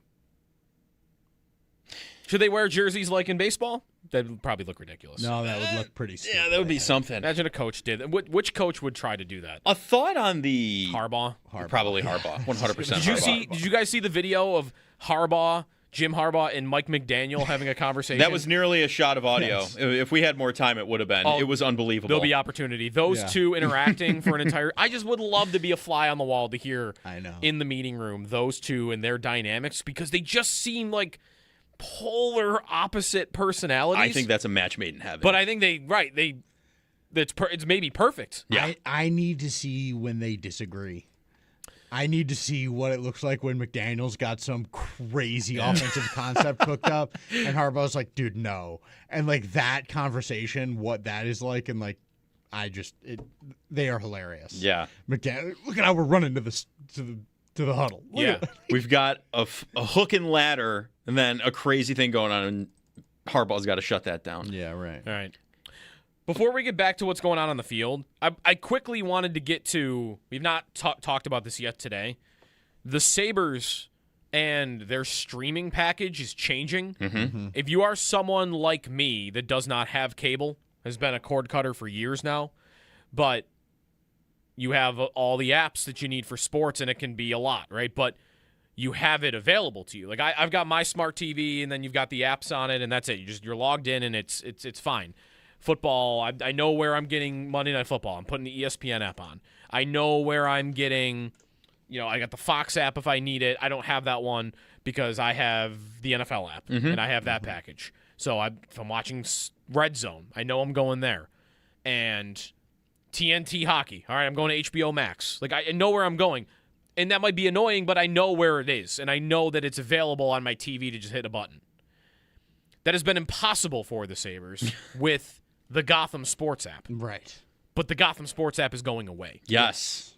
And I think that is good news for Sabre fans, and it's going to make it easier and more accessible to get their games. I don't know that if it'll be cheaper. We don't know yet on the pricing of it. That's a question. DAZN, if you're not familiar with it, like they were really big in boxing, and that's kind of, I think, how it started as a sports streaming app, but they've been expanding into tennis and everything else. I've seen their logo on a lot recently, I feel like. So baseball, they have some rights now, I believe, as well. There still are a lot of boxing, but now they are folding in MSG teams and Yes Network. So Yankees, all the other New York City-based teams, the Devils also. Mm-hmm. That is going to be my question, and I don't see details on that yet. And what I'm hoping for, and I don't know how likely it is, that there could be a split between the Sabres and being able to just get their streaming without having to pay for, I don't want the Devils. I don't want the Mets. I don't want the Brooklyn Nets. Yeah, right. I don't care. Don't make me pay for all of those teams at $30 a month. Give me the Sabres at 12, 15, whatever, 20. I don't even care how much cheaper it is. Just make it cheaper because I'm never going to watch all of those teams. Exactly. And unless you have a Yankees Sabres fan, which there are some of. Oh, yeah. That's it. That's the only person I think that would be interested in wanting both. Mm-hmm. There's some Knicks fans out there too. Yeah, that's true. I think it would be a wise thing for them to do, but I just don't know.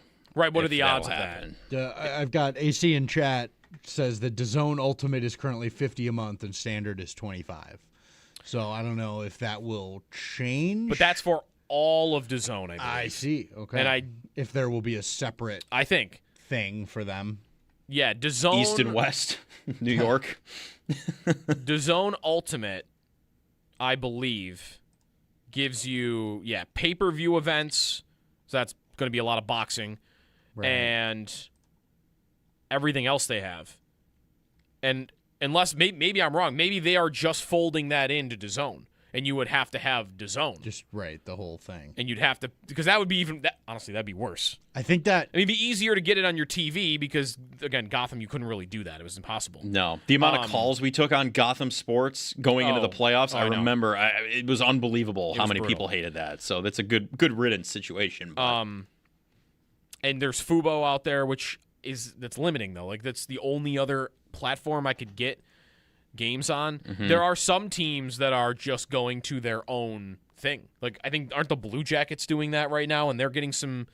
They're simulcasting, so they're simulcasting. They're cutting their radio broadcast, and they're going to put their TV broadcast on radio. The Wild earlier this year split off and are completely solo. They're doing their own TV and radio coverage themselves internally. Right. Which is also an interesting thing. But then, I don't know what the deal is there. But. On the TV side of things, I think that would make it easier to stream them than it would be to get the Sabres. 100%. Oh, yeah, absolutely. That's probably just you go to a website. But you go to their app or whatever, and then you can find it. But I do know for a fact, like the Sabres,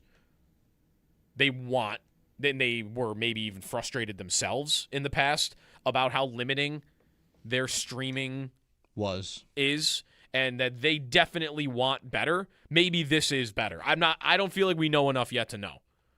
We'll have to wait and see what the package ends up being. If they are just rolling everything into one thing, that would kind of stink. I think that would be horrible. I might bet though that's what we business wise, that would probably make the most sense for them. Just absorb it.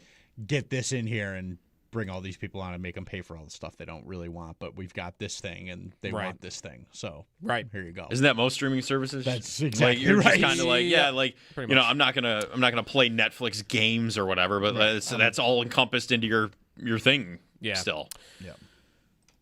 Nothing else I see noteworthy from Bills practice other than all day. It seems that Allen and DJ Moore are just on point. This is exciting stuff. That's all I keep getting is just, wow, Moore looks great. So smooth, so floaty. Allen's finding him.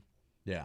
I mean, you heard Sal react to that one live. Like, they're kind of stunner plays, if you will. I think, who's the player, if you could say, who's the player you want to hear the most positive updates about? I think Moore might be my answer. Yeah. Because I feel like his role and his upside as a player, even at 29,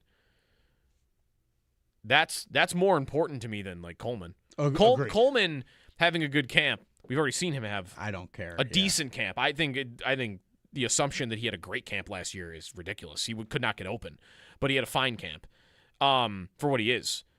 I think Coleman having a good camp is okay. Maybe he can play for me. Right. Palmer having a good camp. Okay, maybe he can start for me. That I don't even know that I would care about that at all, other than okay, so he's healthy now. Yeah. Is he going to be healthy tomorrow? Right. That's all I need to see for him. So almost nothing he could do would matter to me. I just need to know whether you're going to play. While Moore having a great camp would be, okay, is he going to catch 1,500 yards this year? Right. That's where my mind starts chasing. Exactly, because this guy's never had a quarterback like this. He's reunited with the OC that had him when he had his best seasons. 2,000-yard seasons, right. Yeah. And if it looks good, then this is the one thing I think we've all consistently pointed to and said, well, this is the thing that they're missing. And if he is that, then they're going to the Super Bowl. Right. Like that's where they're at. If he can be as good as they want him to be, then that should, in theory, put them over the bump that they have run into. And What else are you asking for? Yeah. I don't know. I think for me, I agree with everything you're saying. I think it's a combination of he's able to do this with Allen. I think that's one thing because I think it's going to elevate the offense to a different level. It's also, not to bring Kincaid into it, but if both of those guys are operating at their top, at their peak, that's where DJ Moore being good and doing what he does is even better because Kincaid at his best is great. He's one of the best receiving tight ends you can have. And then you have DJ Moore also operating at a good clip. I think those two together are going to be huge. You need both to work. 803-0550 is the phone number if you want to squeak in a quick call about this. C.J. Gardner-Johnson apparently just made a great pass breakup on Allen looking for Josh Palmer. Almost had an interception. So that's the first play I've seen note that he's made so far. But that is where we're at for practice, and otherwise we'll keep you updated. 803-0550 is the phone number. Extendo Sports. When we come back, we'll get you off to the Northtown Automotive Extra Point Show coming up on WGR.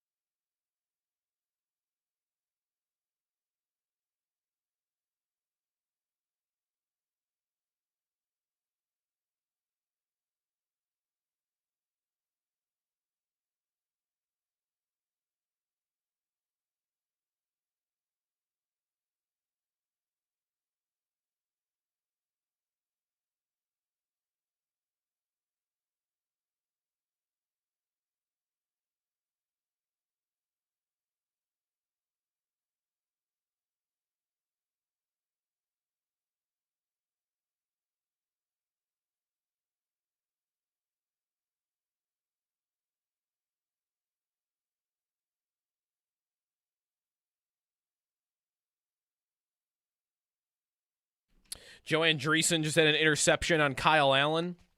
Kyle Allen threw it right to him. Brutal pick.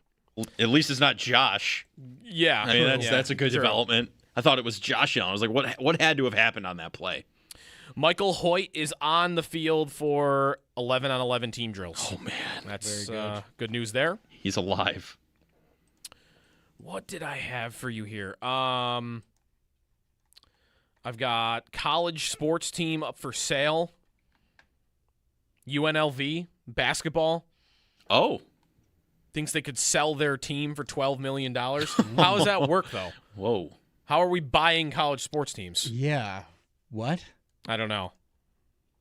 Yeah, that's weird. Do you buy it from the school and then you rename it? Or are you just putting naming rights? That doesn't make any sense. Soccer's going through this right now, by the way, where the FIFA president's trying to sell part of FIFA. And UEFA's like, you can't do that. Yeah. And now they're threatening to boycott the next World Cup. Well, isn't it a thing they're doing where if you buy in, you get a chunk, and if you don't buy in, you only get this much? It's like trying to maybe make everyone buy in. I don't know what the deal is. All I know is they're looking for $12 billion to sell part of FIFA. Yikes. Not even part of FIFA, part of the World Cup, a stake in the World Cup, but you're not supposed to be able to do that. They're technically a non-profit in Switzerland, but it's like a joke, obviously. Non-profit. Come on. Are we serious? That's hilarious. I know. Yesterday, we were driving back from seeing the Odyssey in Rochester, and Shope and Bulldog were having a conversation about Sean McDermott's next stop. And I'm really interested in that. We could draft where his next team would be. I think that's a good draft. That'd be fun. I'm really curious. He will get a job next year. Yeah. And the Eagles came up, and I think the Eagles are perfect, given that he's from there. Their coach is kind of a maniac and could get fired. He's abrasive, tries to fight fans. Him and the quarterback might not get along all that much. So McDermott sliding into Philly if they had a down year makes sense. But my brother pointed out from Locked On Eagles, Lou, that the Eagles owner might just be against hiring defensive-minded head coaches, which is another thing I am jealous of the Eagles of. Yeah. I mean, I don't love the Eagles. I don't like the Eagles, but they do so many things I would want my team to do. They pile money on the back end or up front, right? The way they do contracts so that they could pay more money than everybody else. Right. But you've got to have the financial commitment to do that. They have that aggressive gene in them. Whenever there's a star player available, they are after it. They're not just in on it. They're actually going they get for it done. They get it done a lot. They're willing to move off of players. I mean, quarterback-wise, they've done that, right? I would not be stunned if they were willing to do it on Jalen Hurts. They fired a coach 2 years after he won the Super Bowl. And now this, if the owner is just don't hire defensive coaches. He's hired 4 consecutive offensive-minded head coaches going back to 1995. So if he didn't want to do that because McDermott's defense, that would maybe stop Philly. But otherwise they're perfect. I think Carolina, because he's already back down there, based in Charlotte, and their coach could get fired, right? They're injured, and if they had a 5-6 win year, their over-under win total is 7.5. So you're looking for a guy to possibly rebuild a franchise and all of that. Look at what he did to the Bills. That's a good resume thing right there for them. Let me really quick go through first coach fired odds, and you tell me which guys are the most likely as McDermott replacements. Very quickly here. Aaron Glenn, Jets. No. Mm-mm. Be funny, but no. No. Mike Vrabel, is that only on here because of the Diana Rossini stuff? That Maybe. Make sense. There's no way. Brian Schottenheimer, Dallas. No. No. Dan Quinn, Washington. There might be some legs there. There might be some legs. Yeah. And then the last one we'll do here, Todd Bowles in Tampa Bay. Mm-hmm. You like that one? I kind of do. Yeah. All right. Camp continues. We'll keep you updated. Extra Point Show next here on WGR.